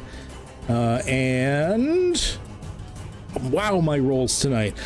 just completely whiffs. Not enough that the blade leaves her hand, but she like almost lets go of it before like catching it and like looking up at you and going, "That was a warning." Geth. Okay. I'm going. Run up to the big fella. Mm-hmm. Looked at him and say, "Yeah, you're having a real bad day." Yeah. Like on the ground, like on his friend. Yeah, I am. And then I'm going to swing the infernal greatsword at him with advantage. Yes, you are, because he is prone. Oh, he had 10 health too. How do you take this dude out? Like he's already on the ground, like trying to get back up. I'm just gonna like bring my sword down and cut his head off. All right, yeah. So he like looks up. He's like, "Yeah, it's been a really bad." As you just kind of, with a splatter of blood, the head rolls down and like into like the grating into the bowels of the ship. Yep, I dig that. You can find it later. Oh, sorry. Are you doing anything else? My bad. No, that's my turn. Okay. Binks. All right. I think. All right, since them boys have got that covered, I think we're gonna come over. Just out of reach. We're gonna come over here. Well, you got your tabaxi thing, the feline agility. You can double your speed. You can't like use it over and over again unless you've taken a turn not moving, but you haven't done that yet. So you could like basically double your speed. Is it a bonus action? No, it's just a non-action. You can just choose to double your speed. So it means I can move right up against the clumsy void killer peon. Yep, every once in a while you can just be like, my speed is 60 now. All right, my speed is fast. Yeah, you get the kitty skitters. All right, we're gonna come over here and help Gek, and we're gonna take this guy on with our short sword.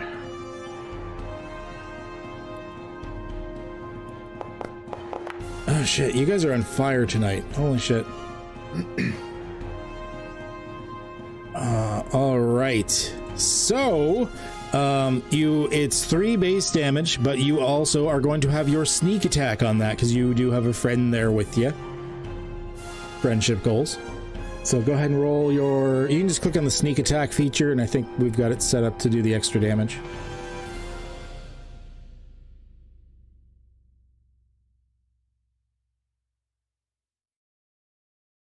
There you go. So 9 damage in total, which will be enough to take him out. How would you like to take him out? So we're just gonna run up, we're gonna shove our sword through his chest, pull our sword out, throw it down on the ship, and then we're gonna just toss this guy's body over the side. Oh, just yeet. Oh, why? And then over she goes. All right, brutal. Is that it for Binks? Yes, we're gonna end our turn there. Okay, Robert. You see 2 dudes left. Just creep up to the side over here. I'm gonna just hit him with my quarterstaff. Smack him in the head. Okay. Tonk.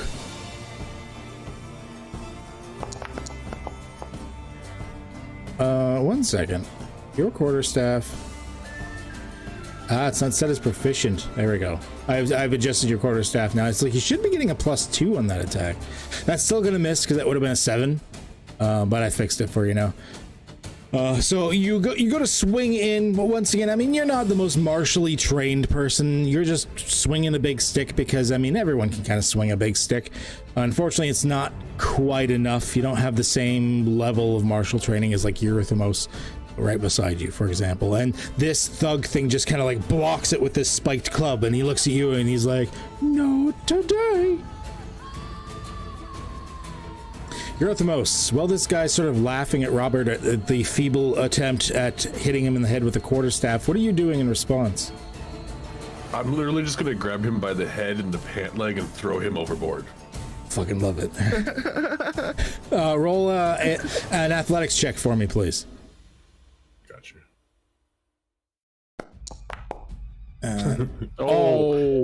Oh, fuck. Is that a natty 20? That is a nat 20. Shit. Okay. So Bye-bye.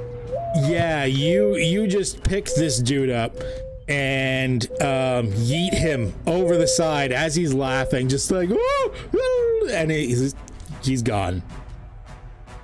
Yeah, he's gone. He's lost to the void. He is dead. There's only one dude left. I'm assuming by those rapid fire follows that was probably a bot. So or several, but I don't know. I think I had 2 earlier as well. I think I've got a bunch of bot follows this session. Man, Twitch, you are just falling apart. There's a reason I'm focusing on the YouTube these days. All right, Captain Elotricus. She's just gonna watch. She sees her crew handling it. After the past 4 months, you really proved yourself, especially against those hippo people in the bad gambling game that went, the bad poker game that went south, and you guys barely escaped, and you had to like kill a bunch of them and stuff. She knew you proved yourselves, so she's just gonna let you do your thing. Thanks, Quick. Yeah, I'm assuming rapid fire bands like that with fairly similar names. Yeah. And if we're banning real people, well, I'm sorry, have real names then, and not just obviously bot names. Kinky Void Killer Blaster. Well, shit biscuits. He doesn't have much. He doesn't really have anything up close. He's gonna try and shank you with a shiv. The prison shiv. He's got a little knife. How cute is this thing? Yeah, he pulls out this little wicked blade and you're like, oh, that's so adorable. Aww. And then stabs you in the gut for 4 damage. I love you. Yeah, if any real people get banned, submit an unbanned request. Thanks, Quick. You're an awesome moderator. Gex Slim, you next. All right. You just saw your buddy in Halethor just like walk up, and then this little cute guy just like, hey, this, and like shivs him in the stomach. I'm going to cast Infestation. Infestation. One second. I gotta do it manually I guess here. I cast it on. No worries. I got it here. Oh, that is a nat 20 on my part. Oh shit. So he himself, being a spellcaster of some kind, as you summon these bugs, just throws up this like minor magical shield thing and flings the bugs away, looking at you and going, nice try, motherfucker. Well, I'm gonna touch myself again, I guess, and cast Healing Ward. And touch myself. I'm all right on the shoe. Me. Okay. Easily 4 again. Well, it's something. You can Hey. do it. Better than nothing. Chugga. All right, so you life coach yourself a little bit, and we're moving on. In Halethor, yeah, you just got belly shivved like someone wanted your cigarettes in the shower or something. So what's going on? I still love this thing. I'm gonna have my tentacle monster put him in my bag of holding. I wanna keep Okay. him. All right. So You can question it. you know, I'm in that case. 1 second here. Let me see what he's got. That's a +3. Yes, I am going to get you to roll. I'm going to get you to roll on your octopus thing, an athletics skill check with advantage, because you're kind of working together with it. It's just control click to do advantage. Shift.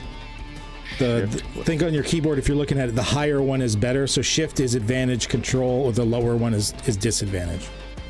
And you said athletics. Athletics, please. Yeah. Okay, and then he gets, say acrobatics. That's a 3. Let's go. Yeah. So he's like, I got you. And then like, boop, into your bag. Yes. But that is the end of combat because everyone is either dead or now in an extra dimensional pocket. So I'm gonna go. Halo Thor's just gonna have pets of enemies that we've come across. I remember this. We fought at the ship. It's a cute little squirrel thing with a little like collar. Like it's adorable. Like a ruffled collar. I'm gonna go retrieve that Void Killer skull. Okay. For reasons. All right.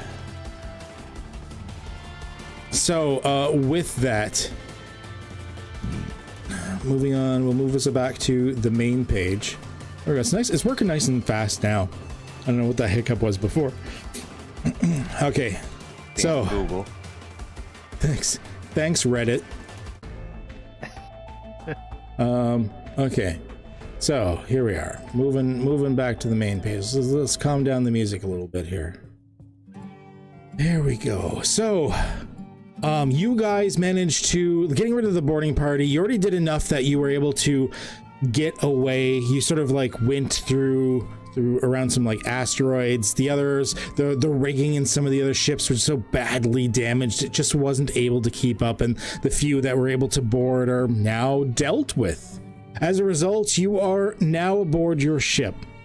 You have also, you know that you thankfully have a prisoner here of the Void Killers, and these people were the people that originally delivered your Thaumagator to somewhere on one of the nearby planets in this crystal sphere.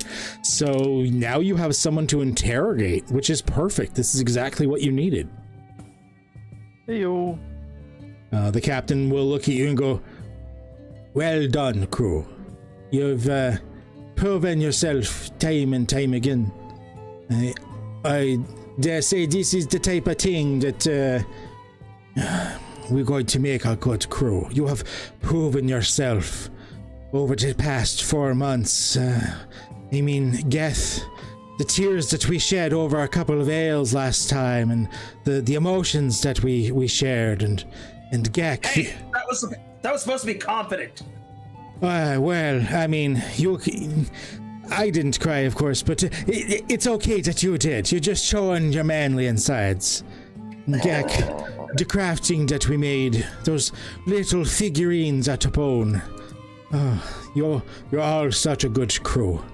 The last 4 months, I'm sure you all remember in detail for the rest of your lives, have been something truly deep and meaningful and full of storied details.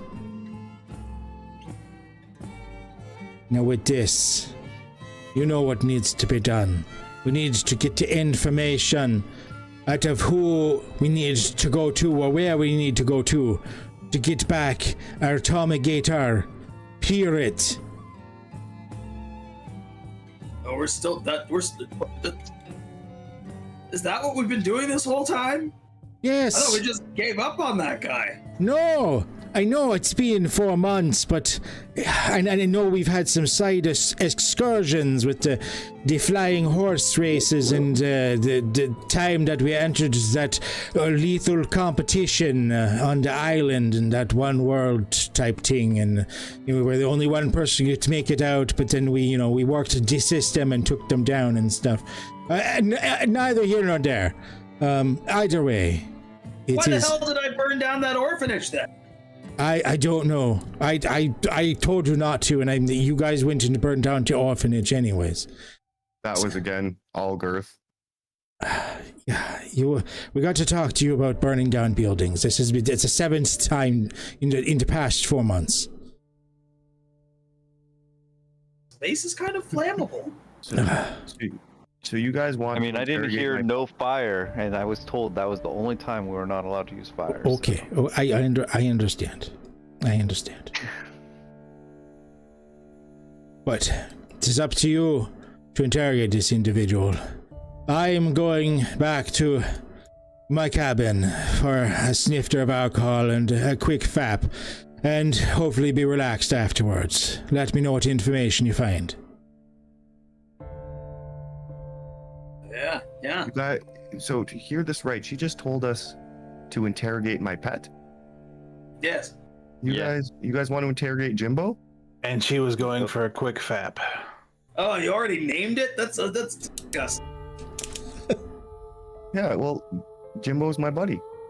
Not after what we're gonna do to it. He's chill. I like hold my bag to my chest. Hey, Girthy, maybe we ask questions before we just start fucking things, alright? How long's he been in there for? Like You know 5 those- minutes.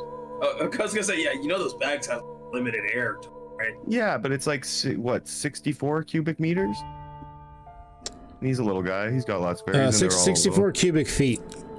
Feet, Yeah. yes. So he's still a little guy. He's got lots of air in there. Okay. How about we just talk to him? We'll leave it at that. Well, remember that 64 cubic feet, that would be a room of like 8 by 8 by 8.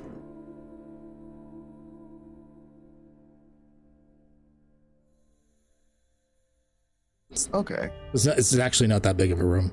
It's like a decent sized closet. I guess if you guys want to talk to him, and I reach in the bag and pull him out by his scruff and try to, take off his weapons and take all his stuff off of him. Okay, so you take out the Jimbo, the little dude that you. What did you name him again? Was it Jimbo? Jimbo, yeah. Jimbo. Okay, yeah. So you take him out. He's like, what the fuck? Oh, look at you. I kiss him on the head. Okay, well, that's enough of that. Why? And you take away he's got a little spell casting charm to him and whatnot. Doesn't look like he has any sort of like spell book or anything with him, but he had like a little wizard's like arcane focus on him. It looks like it was a little wand, and he had his little dagger as well. Aw.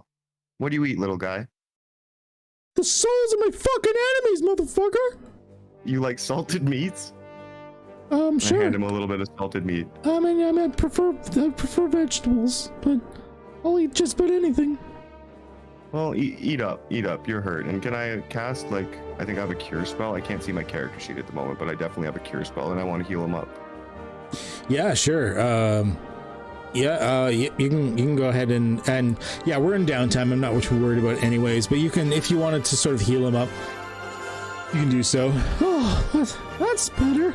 So, yeah. Well, so what horrible things are you planning on doing to me?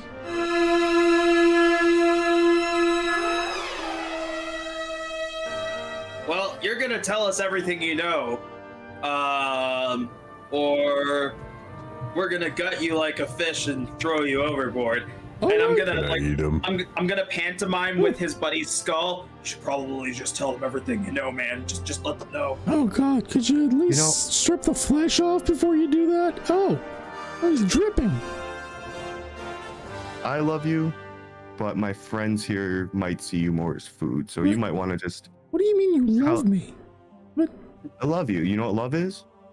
What's wrong with this guy? I would literally die for you. Yeah, okay, sure, yeah, love you too. What's your name? Inhale, Thor, but you can call me Daddy. Oh my God. I'm feeling uncomfortable. I would like to die now. All right, will you tell us everything, and then we'll get straight to it. I come from a proud warrior race. We normally like to die in combat.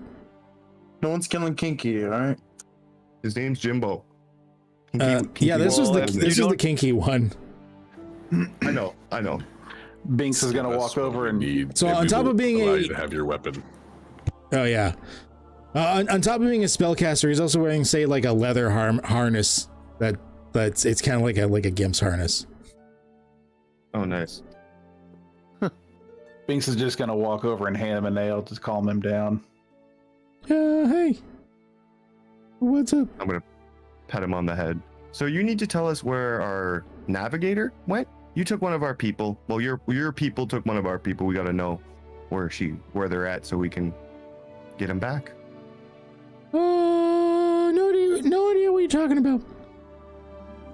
Yeah, no idea. I'm gonna pick it up and hang it over the side of the ship. I was gonna say, can I just bite off one of his fingers because I'm hungry? Yeah, I mean, yeah. There's nothing stopping you. Okay, Leave him I'm gonna alone. Bite off one of his fingers. So you just like casually go up and just like ripping it off your.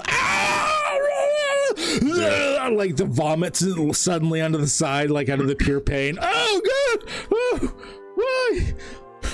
And then I'm just gonna go back quietly into the corner again and eat the finger. I'm gonna heal him again and be like, you probably should tell these guys what we need to know. The stump just kind of heals over. Like the finger's still gone. It doesn't regrow the finger back, but it kind of like heals over a bit. I see how this goes. You're the good guard. He's the bad guard, right? Sure, but again, you're probably gonna tell us what we need to know, or there's not gonna be much ale. All right, Inhalathor, go ahead and roll a persuasion for me. I'm going to give you advantage because of the just his finger just got bitten off. Like you've got a dude munching on his finger in front of him, so you're getting advantage on trying to persuade him. Like, yeah. Oh, let's go. Oh, hello. You You know what? Fuck it. I'm fucked anyways, aren't I? This is the end of me. What do you need to know? You need to know where we brought the kitty lady. The one that kind of looks like that guy over there, and he points at Binks. Yeah. You. Yeah. Just tell us where she's at. Well, there was this like dude down on the main planet that was looking for people to work for him. I think sort of like a slave laborers, although he might have been looking for like sacrifices. I think. Sacrifices and slave labor? Which planet is this? I don't know, like the big one there. Yeah. Anyway, his name is Radithor. He works at a post office or something stupid.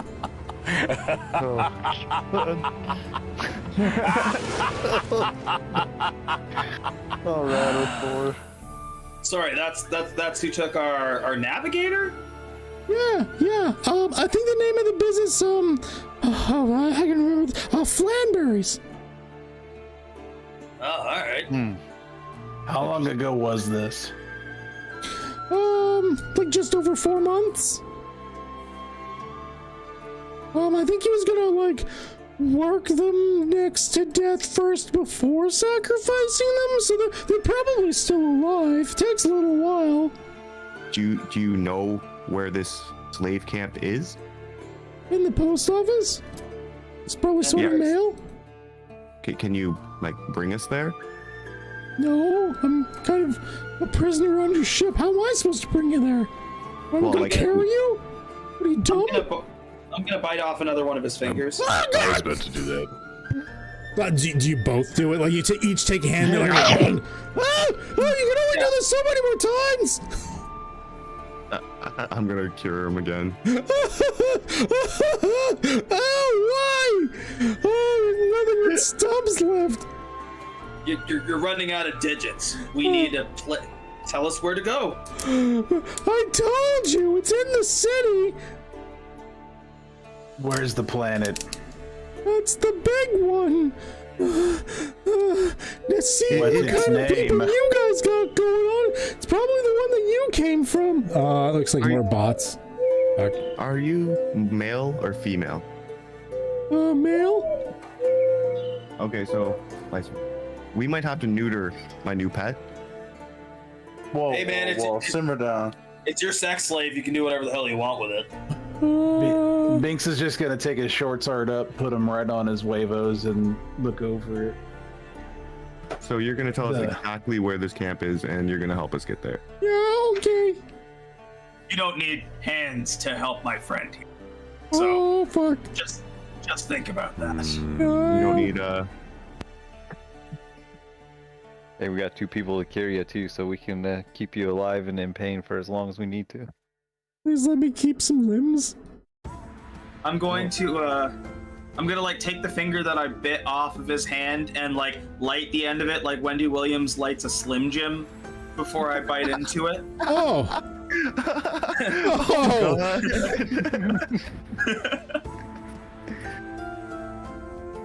You see Bobari walking by. He's like carrying some supplies from like one end of the ship to the other. He looks at what you guys are doing, just like on the deck of the ship, and he's just like, you hear him like talk to himself. He's like, I'm not sure I feel comfortable on this ship anymore. He just walks off to go do his business. Like, he doesn't interrupt or anything, but I'm gonna use some of my hempen rope and like tie a little harness for him, and then tie it to my waist. So you like fucking child harness. So it's one of those like it goes like handicapped squirrel over and under the shoulders, I imagine, then like tied in like an X pattern over his chest, leading out like a fucking child harness. Exactly. Oh, Then I'm gonna pick him up, put him on my shoulder. Did I mention proud warrior culture? Like, I can't just like die quickly. Yeah, no, you can live with no hands for a while. Oh my god. What is wrong with you? Who hurt you? Did your mom not love you? You stabbed me like fucking 10 minutes ago. You stabbed me. That was just with a little shiv, the dagger. People do that all the time. That's more than I've done to you. I didn't stab you. Your How about the friends. name of that planet, little boy? The planet is that planet, like the big one over there. You're the only one here with like a decent amount of civilization. I mean, it's probably your home. Do you come from this crystal sphere? No. Hey, can we see where he's talking about? Like, is he pointing at yeah, something? he's pointing towards where you think your home planet is, and he keeps mentioning the city. And you know that your planet really only has two environments. It has the city, which is literally the name of the only city on the planet, and it's this like giant fantasy metropolis, or untamed dungeon wilderness. That is all that is on that planet. In like true Lucas style, there's like no biomes. It's just like one environment. So you're telling me this man has been pointing this entire time, and we're just like, tell us where it is, and we're just biting fingers and hands off as he's pointing to a planet. I'm telling you! So I don't know. I still think he's lying. Like I just like shove his hand into my mouth. Can I use ear for deceit? Oh yeah, ear for deceit. Oh, you've got some handy abilities for this, don't you? Yes, you can use ear for deceit. Is that automatic? How does that work? Whenever you make an insight check, oh, basically you can't roll lower than an 8. You just can't. It's yeah. So go ahead and roll an insight skill check for me, please.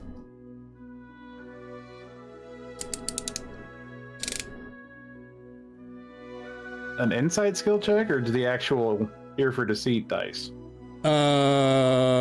Ear for deceit. Just let me bring it up again. 1 second. Ear for deceit. When you whenever you make a wisdom insight check to determine whether a creature is lying, treat a roll of 7 or lower on a d20 as an 8. So all this is doing is modifying your insight checks. Basically, it makes it so that you can't roll lower than an 8 on an insight check with ear for deceit. So you cannot flub an insight check. You always have a good chance of telling if people are lying. So go ahead and roll an insight skill check for me, please. There we go. Looks like you're proficient. Wow. Okay, that is a good roll. He's definitely telling you the truth, but you're getting a small hint that there's more to be said.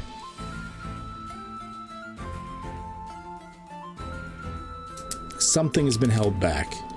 But he's not lying to you, but anything he has said. So, is anyone waiting for us there? Are you taking us to a trap? No, it's not a trap. That's a lie. See that big guy behind me? I can start carving off pieces of you and feeding him if you don't tell me what's up. his like nub paw is in my mouth. I'm just like looking at you like, do I bite? I didn't know it was a ship of cannibals.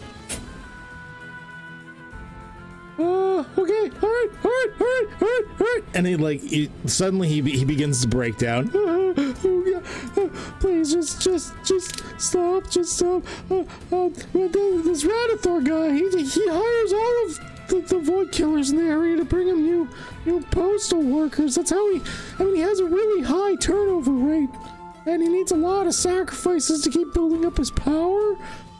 So like, he's expecting us, and if you killed a lot of us, especially blowing up our orphanages and stuff.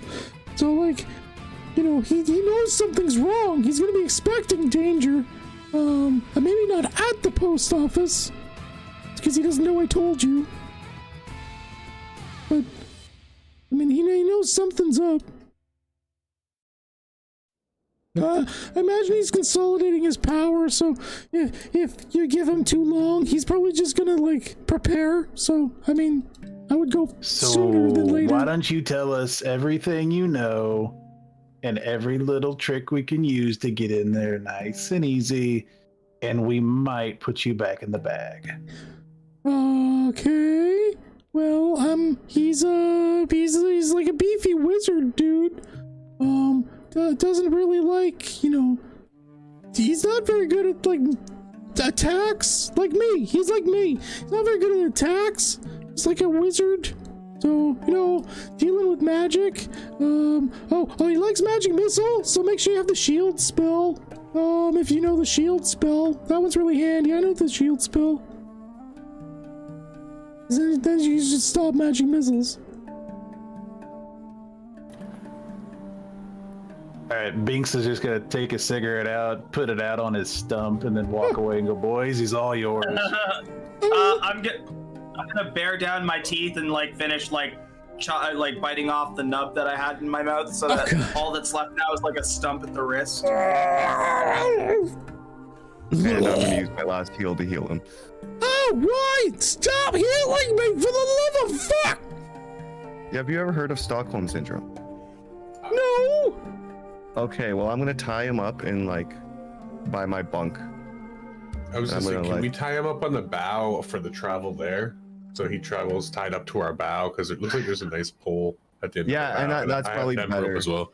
That's probably better, but like a you guys just gotta promise card. me. You guys gotta promise me not to bite off any more parts. I'm not gonna promise that. Hey, he didn't say anything about cutting off parts and then eating it. So he's got only a couple of fingers left, which this is he's a spellcaster. So this has been utterly devastating to him. And so you just got him tied up, and it's gonna be you're told your ship is super fast when it's in space like this. It slows down when it's in atmosphere, but when it's in space it's super fast. But it's gonna be probably a good half a day to get back to the world, and then an hour, maybe less than an hour, half an hour to actually get to the city, so to speak. Although talking to the captain, she's gonna urge your world isn't used to flying ships of any kind. You've got real minor ones, little floating carriages and stuff, but you don't have actual space faring spelljammer ships. So she's gonna ask that you actually park sort of outside, in the docks, you act like you're a normal boat for a while, and then just walk in and find it on the ground. Gotcha. Okay. She's actually, she's gonna ask you, how best do you think that we need to handle this? Normally I would say that we go in just from the docks and we walk in, but I don't know if we're ever coming back to this planet, and fuck it, how do you want to do this? We can do it whatever way you think is best. You're the one that's going to be boots on the ground. If we weren't trying to save your friend, I'd say just place the ground, but I guess we gotta be a little more strategic. If we weren't saving pirates, I'd just bring the rain. Yeah, it's probably best we maintain. We're gonna have to take the stealthy way in, unlike you did at the orphanage, Geth. They got in my way. We're forever going to be talking about the orphanage. It's scarred. It's seared into my eyes. The things that you did there. I've heard some shit in my day, but hearing those kids scream, my God, Geth. I wake up in sweat from what happened there. And like you'd think after the first time it was traumatizing and like you get desensitized to it, but even after that 7th time, it still sticks with you. Fuck. Can I spend my travel time trying to fashion some sort of like hook hand for Jimbo? Yes. Sure. Yeah. Wait, I know alchemy. I can turn wood to like metal. Can I like make him something? Nice. I'll like carve it out of wood, you know, with my scimitar, and then you can turn it into iron for me. There we go. Okay, so you're making him like a couple of little like hook hand things to like, so he's like double hooked little squirrel dude in what looks almost like Shakespearean garb. I think he only lost the one hand, so he only has one hook hand, and then his other hand is like a couple. Well, you guys are biting fingers off of both hands at the very least. Yeah, true. So he's all infected, fucked up. Yeah, like one hand is basically entirely gone, and the other hand only has like 2 fingers. Like I would say, like the pointer and the pinky left or something. Yeah. So we're just gonna. And can I use the travel time to make poison with my poisoner's kit to poison my blades? You know what? There's probably various chemicals on here for like cleaning and various like preserving chemicals and stuff like that. You could probably do something with that, a little bit of tinkering with the chemicals, and you could turn it into something poisonous that would be worth it. So what we're gonna do, poisoner's kit. Let me make sure you're set as, you were not set as proficient. You should be. There we go. Okay, so what I'm gonna do, go ahead and, what is it set to? It's okay. So go ahead and roll the poisoner's kit for me. You can just click on it to roll it in your character sheet. There you go. Oh fuck, you guys, you're on fucking fire. Yeah. Okay, so you have basically, I don't have a thing of poison made up to add to your character sheet right now, but basically just let me know when you're using it, and for the combat you can add, they're gonna have to make constitution saving throws, or they're gonna get the poisoned condition when you attack them with your weapons, which is gonna give them like disadvantage on stuff. With that, you fly through the depths of space, heading back towards the planet itself. Jimbo getting his dual hook hands, and every once in a while, you know, bring up things about like the orphanages and stuff like that. And of course, he's sad about that. It was his people's children that you had slaughtered, as we all remember, of course, very clearly.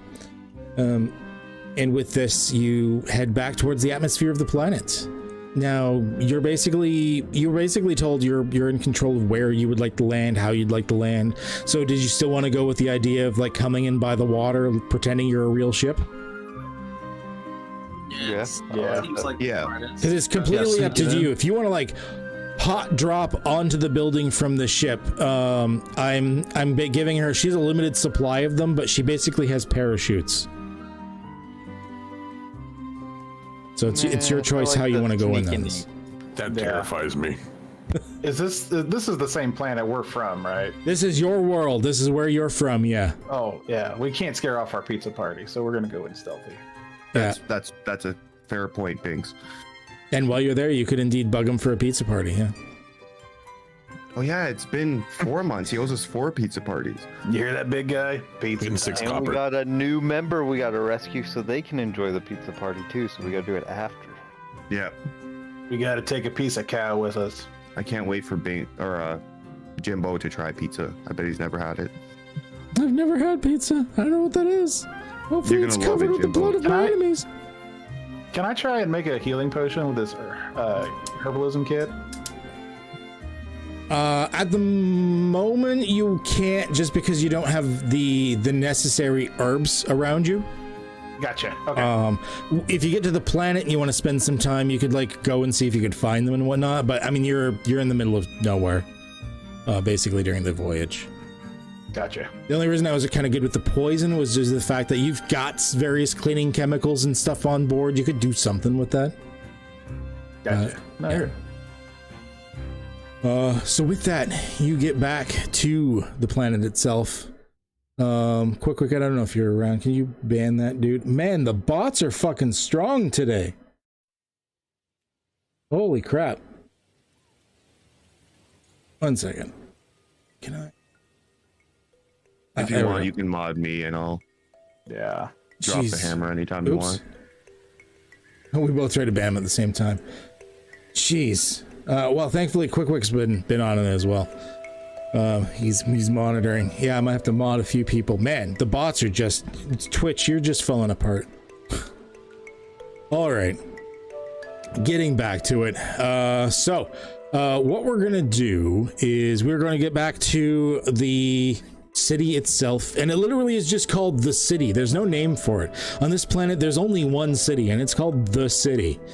That's all it's known as. That's when people say, hey, I'm going to the city. That's it. They're going to the city. It's the city. Why would you need a name when there's only the city? You either go to the city or the wilderness. That's how it works, right? So with this, you land at a distance off, splashing down into the oceans. You're in the ocean of the planet near the city. And you start to sail in, heading in towards the docks, and finally you dock. You have a medium-sized ship. Like, it's not a bad-sized ship, all things considering. It's not like a full galleon or anything, but it's a decent-sized ship. You pull in. Your captain deals with the dockmaster. There's some like docking fees and whatnot, but I mean, that comes out of her pocket. You guys don't have to worry about that. That's what the captain has to deal with. But as she's doing that, she says, "Go, get him back. Without Pirate, I don't think that we're going to make it out of this accursed place and back into somewhere a bit more civilization. Find her." With that, she releases you back into the city proper. Oh, let's do this. Can I fill up my bag of holding with water? Like seawater? Yeah. Sure. Yeah. Awesome. Do you have anything else in the bag of holding? No, it's empty. Oh yeah. You can just fill it with. Just in case Geth lights another orphanage on fire. Yeah, we've had a few encounters with burning orphanages. This could help a lot. It was only 7 times. Jesus, give me a break. Kill one kid and everybody makes a big deal of it. Get off my deck. Okay. They were just children. Okay, but to be fair, only like 2 of them were actually justified. I mean, don't you hate humans anyways? I do, but those weren't humans. Those are cute little squirrel things that I love. Jimbo like pipes up from the back. One of them was for disabled children. That's where my little boy was.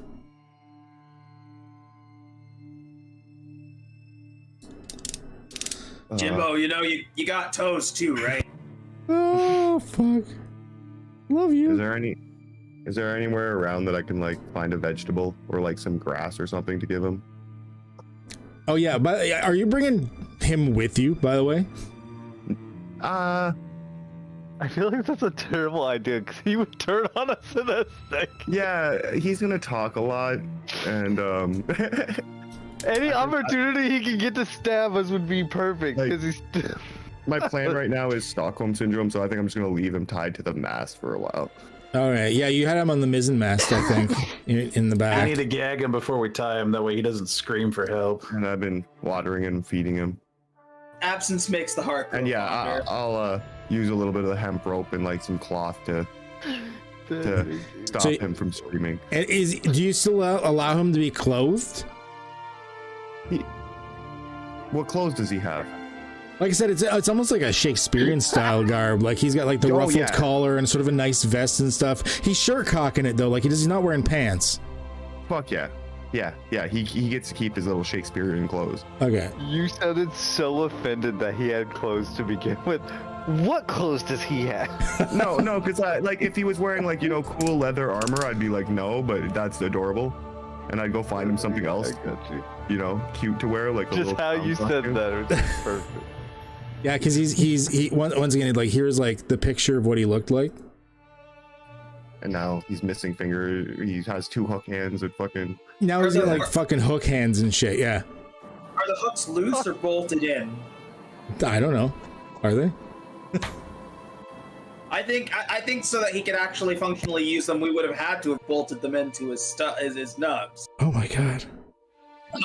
Which would have been healed over after anyways. Yeah. So I think it's easy enough to like tie his arms around like a little like mini mast or whatever we're gonna tie his arms around, and Sure. just tie the hooks together. And hang them. Yep. Yeah. We honestly could just break his arms and tie them together and then heal him when we get back. Wow. I am gonna shove his own tail in his mouth before I tie his. Oh no, I get it. Yeah, we can use the tail. So you stuff his tail in his mouth, and then I'll tie it with some rope. The audio of this game is going to get us on a list somewhere. Peter's gonna come beat our ass.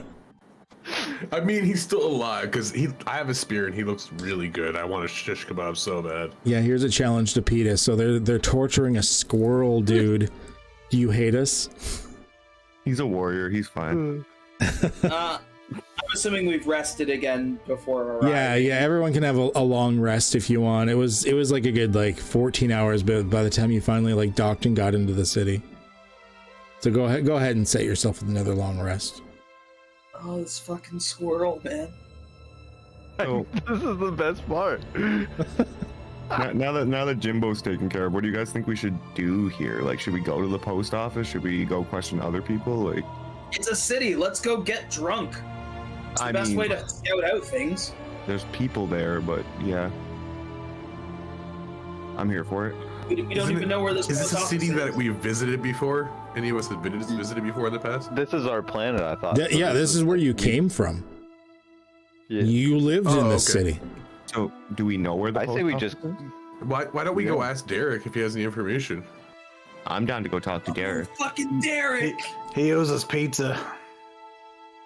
He does. Get the pizza after, but at least information for now. But yeah, pizza would be good too.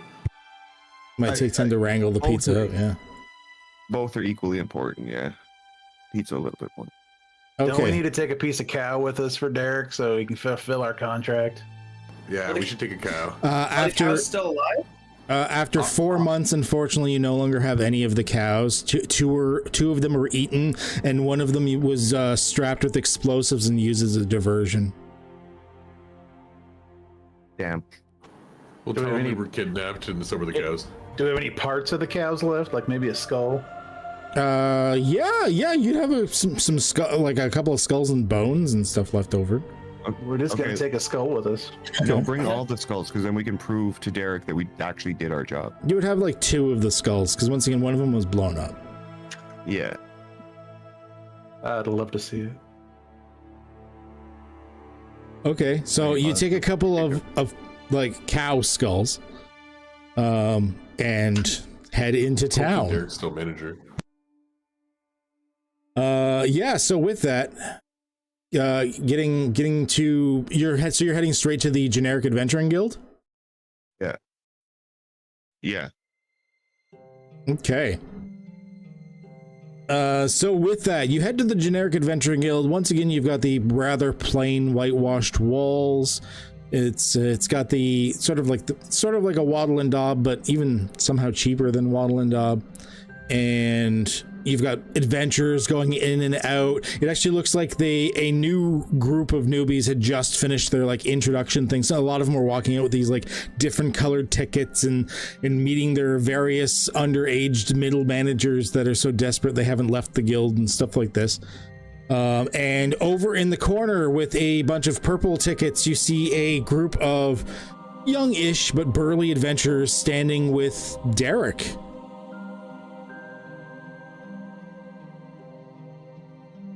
Early adventurers? Looks like they're it's a new group, right? So it looks like they're probably inexperienced adventurers. Do we get the vibe that they could beat us up, or?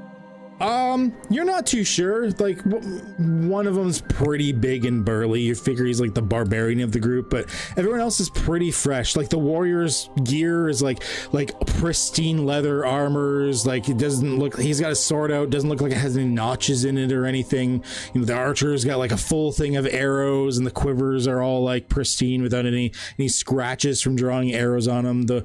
The wizard has a rather small traveling spell book rather than like a full out spell book or anything, so they're probably, as Bink says, fresh fish. I'm gonna walk over to like what seems to be like the fighter of the group with the void killer skull and like have it so I'm gonna walk up to him and start talking to him, but like reach my arm around so that the skull is on the other side of him and just say, "Want to see a dead body?" and touch his face with it. Do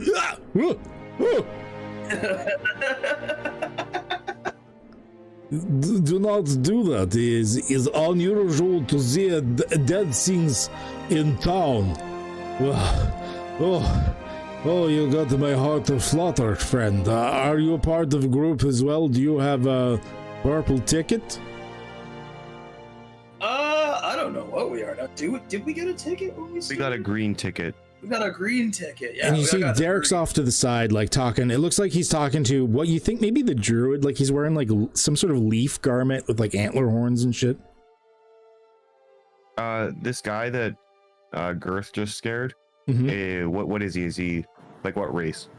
He looks to be just a human fighter. He's wearing like leather armor, and he's got a couple of curved swords. You said he looked rich? Could I try to run his pockets? He doesn't look rich so much as just everything he has looks new, like it hasn't seen action.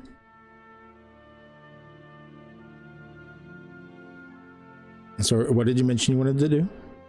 Could I run his pockets? Like, could I try to steal from him? Oh yeah. Oh, so I mean, he's well distracted. Go ahead and roll a sleight of hand for me while he's like, "Oh, what? You do not put body things in face. What the fuck? Hey, what's in my pouches? Get out!" And he like smacks your hand. You had a bug on you, man. Chill. But everyone, give space. Post a little space. Well, what is wrong with you? See humans, you try to help them. What? Who are you? Do you not have purple ticket? We already full team. I'm gonna walk through them, like arguing, and kind of bump into everybody and walk towards Derek, kind of distracting everybody and directing the conversation back to Derek. So you do that like intimidating, like shoulder check, be like, "I'm in charge" type of thing. Yeah, and then just walk towards Derek to direct the conversation to him. The only guy you don't like completely, like basically almost knock flat on their asses is the other barbarian dude, which looks like he's a minotaur, and he's easily as tall as you are and like maybe a little wider. He takes it, but like that was a firm shoulder check. Like he looks at you and you hear that like a as you walk by. Finally you get up to Derek and Derek's explaining. He's like, "Oh no, you're gonna love it here. We give you pizza parties and everything." The guy he's responding back. He's like, "Dude, I love pizza parties, man. Like sometimes it's just like sitting there and like, dude, I would love some pizza, and you know, like pizza just like happens and shit, man. Like, whoa, why are we here?" And that's when you show up. So we're asking Derek about the post office, right? No, our pizza party. Is there any void walkers around? No. Or squirrel people?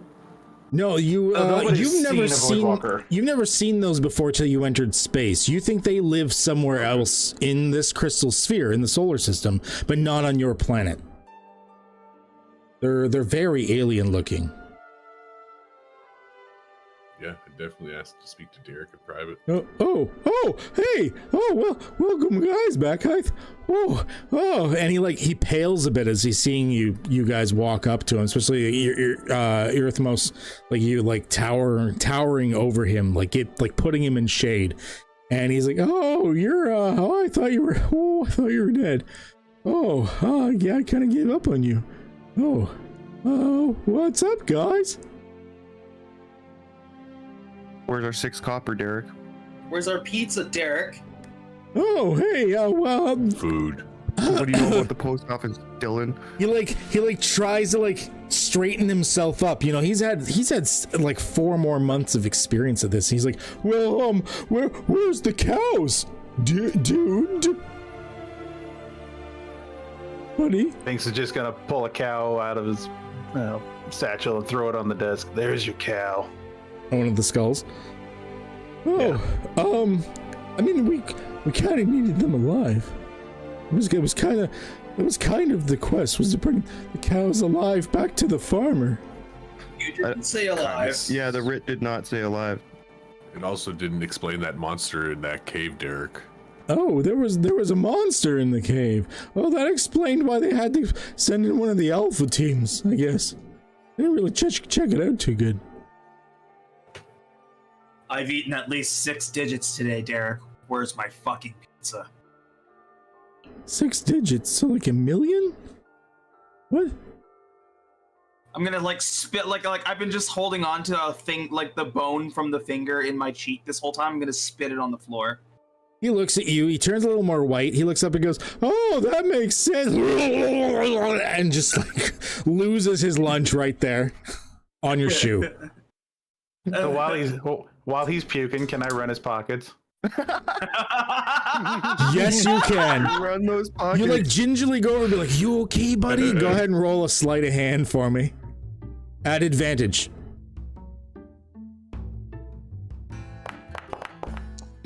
Hell yeah. Dirty 20, I'll take it. Yeah, okay. Alright. So, Binks, let's see here. Team run pockets. I'm gonna give you 2 more gold. I've just added 2 gold on your character sheet. And we're gonna give you 1 second. What else would it have on him? Let's go to Misk. There you are. And a spellcasting focus. And you know what? Let's reward this. This is worth it.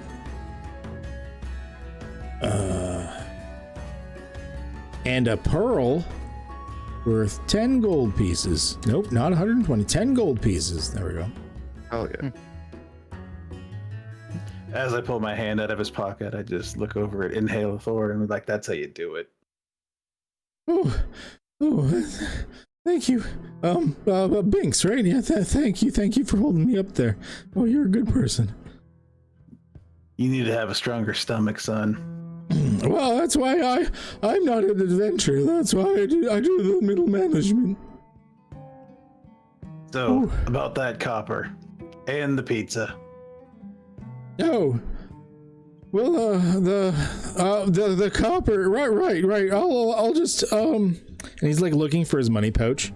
Oh shoot, I must have left it in the jacks again. I don't seem to have it on me. Fuck, I left it somewhere again. I'm gonna have to go like extract that for you. But the pizzas, I can do the pizza party. But I mean, it's gonna take time. I have to order it and they have to cook it. And how long? Couple of hours. We'll wait. And instead of the copper, you should just give us your hat. Oh, you want my hat? Yeah, it's a, that hat's probably worth about 6 copper, Fair trade. It's actually worth more than 6 copper. It's not really a fair trade. Why don't I just give you but 6 it's copper? used now, not a new hat. Yeah, it's got your head stink on it. But this is my hat. I'm gonna grab one of his hands and snap one of his hands and start putting the fingers in my mouth. You should probably just do what they say. I'm still hungry. Oh God, what is wrong with you? Oh God, roll an intimidation check with advantage for me, please, Geth. since the whole group is kind of working in on this shit. Bullying this guy. Hell yeah. Yeah. Okay, he's gonna give you his hat. It is. Get 1 second here. I know exactly what this is. This is actually a magical item. Ooh, really? Mm-hmm. That's why I didn't want to give it up. He's like, it's worth significantly more. What about the pants? We're just what about robbing this dude. We used to work for this man, and now we're coming back getting our pizza party and more. Yeah, his pants are just pants. Here we are. Okay. Yes. So I'll add it to you if you want, Geth, afterwards. But it is a hat of wizardry. Who asked for the hat? That was me. Give it to him. I just want him to be obedient. So while you have your finger in his finger in your mouth, I'm just gonna like walk up and snatch the hat off his head. Here, one second. I can quickly. Hell yeah. Okay, Inhalathor, you said it was you that was getting it? Yeah. I just wanted to put on Jimbo, but you know. Okay, one second. Magic. 1 second. I will quickly add you a hat. It might make Jimbo powerful if you put it on. I was just thinking the same thing. Why are we making Let's not empower Jimbo. Okay, hat. All of a sudden, he's taking over the boat. Wizard. Hey, Gek and Robert, how do you cast your spells? Like, are you sorcerers, wizards? Like, what? How do you fight? I'm a wizard. Can I phone into my DM, please? Robert is a wizard. Gek, you're druid, right? Yeah, so you're like summoning, like channeling the natural elements and stuff. Whereas Robert, you're an actual like wizard. You through study and wrote. I'm sorry to make you do this, but I want to just hand it to Robert. Oh, no worries. I can transfer it over. So it is gonna be I guess equipment. Do we know what this thing does? Not yet. Here it is. I'm gonna do this. Bloop. Okay, so you're handing it over to Robert, and I will delete it from you. All right, Robert, you now have a hat of wizardry. Do you have the identify spell? You do not. Okay.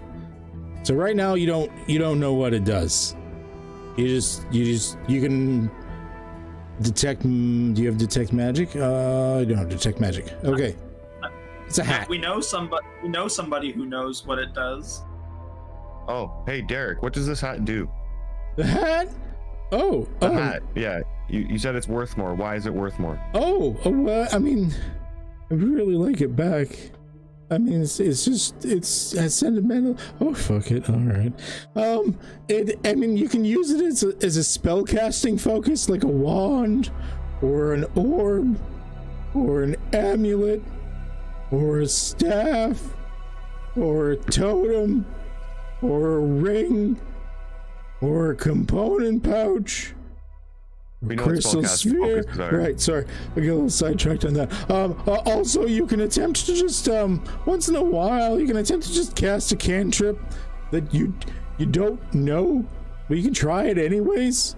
And assuming you know a little bit about magic, you could you cast it once. I mean, you know it's only like probably like once a day, but sometimes it's useful, right? So Thank you. We'll be back in exactly 2 hours for a pizza party. So Wait, in game, in game, you'll see Robert in the description. Yeah, it can be used as a focus for wizard spells. So it saves you from having to hold a wand or whatever. But also you can try to just cast a cantrip you don't know. Once per long rest. You have to make a DC 10 Intelligence Arcana skill check. And if you succeed, you can just cast the cantrip. Amazing. That's sweet. It's Thank you for the hat. Yeah, it's a common item. It's actually worth about 5 gold pieces. You might as well put that in there now. Should we ask about the post office? I'm assuming we'd know where it is if we've lived here. You kind of know the general area. on where it would be. I mean, you don't always know the specific because there's like competing post offices, which is really weird. But you generally know that's. Ask about the guy. You think that's one of the ones downtown in the not as nice area. It's right near where that new chain of food carts is first started expanding. I mean, they're all over the city now. They're everywhere. They're like McDonald's and Tim Hortons like melded together type of thing. There's these little like Crocolash food carts that have just spread throughout the city.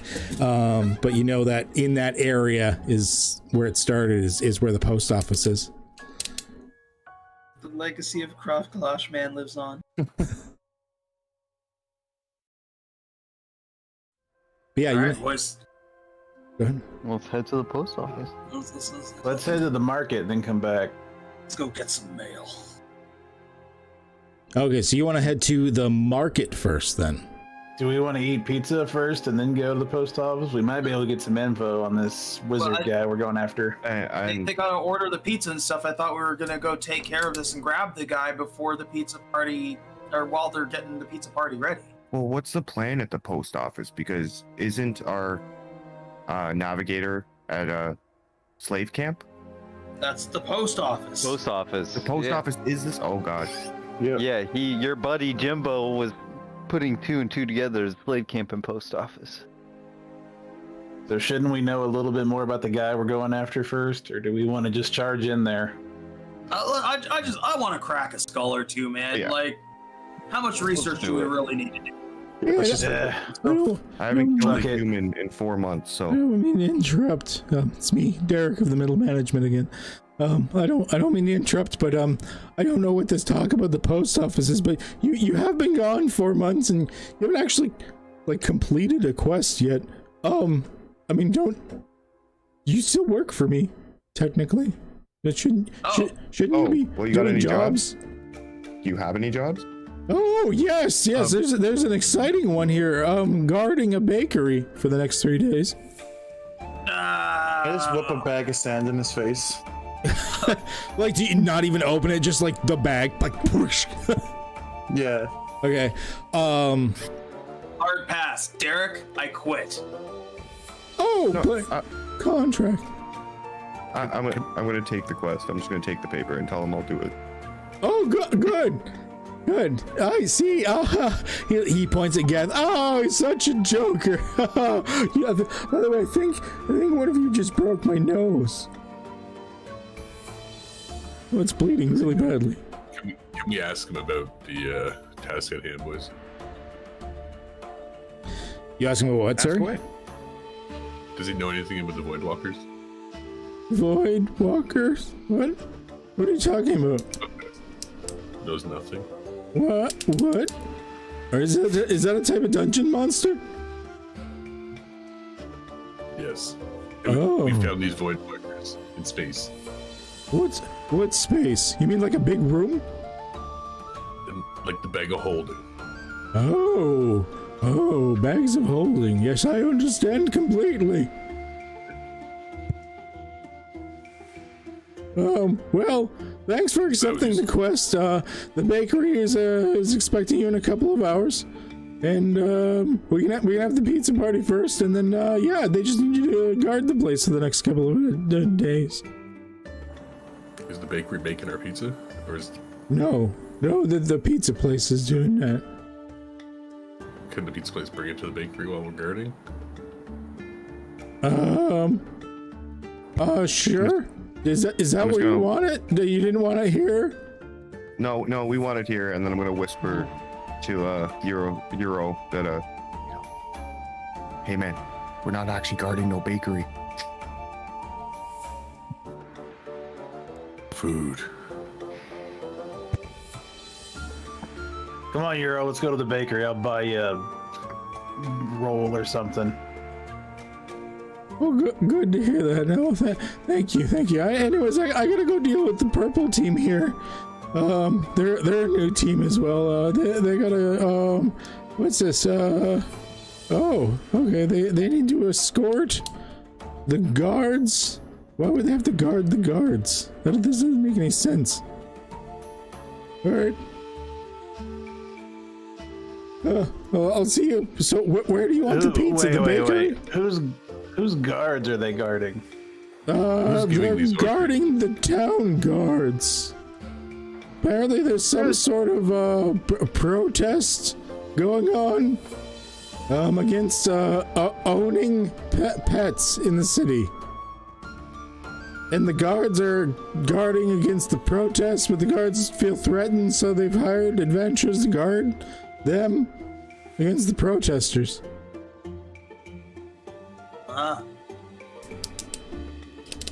General services, I get it. Yeah, it's a big roundabout. Don't worry about it. It's not your quest. You've got the exciting guarding a bakery quest. Oh boy. Well, I'll send the pizza there when it's done then. Thank you. Whoa. How do we change quest, and how much is the other quest for? No, I already signed the purple team to that quest. You've got the bakery quest. Hey, Euro, why don't you just snatch that order? Yeah, I'm gonna fight the other team, or see if they want to. Well, no, we're just gonna fight them. I hand Euro the quest written. Do what you will. Well, I'll just let you guys figure it out. I'll just let you guys figure it out. I'm just gonna go and I'm just gonna and he like quickly shuts the door to like the guild hall, and you hear like a pop, pop, pop, pop, pop, as he's like running away. So which one of the other team has the quest order? Right now it looks like it's the Minotaur that's holding it.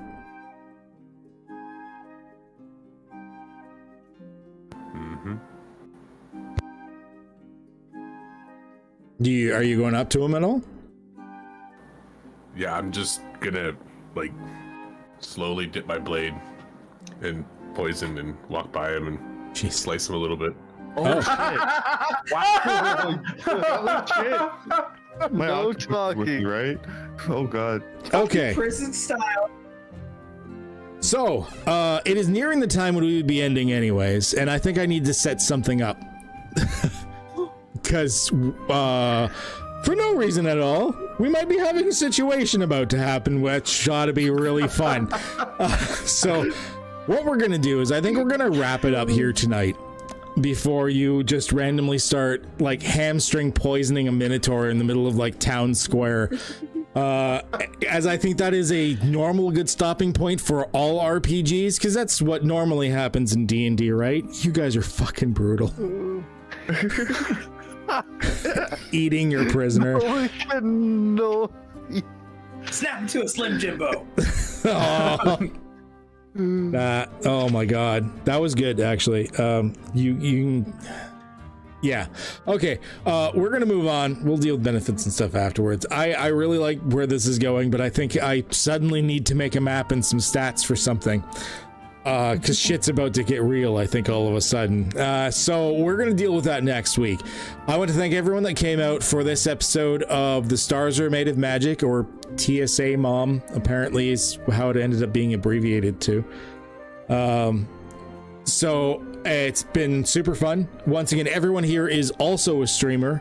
You can see their names in the bottom of their each individual, like, picture for the characters and everything like that.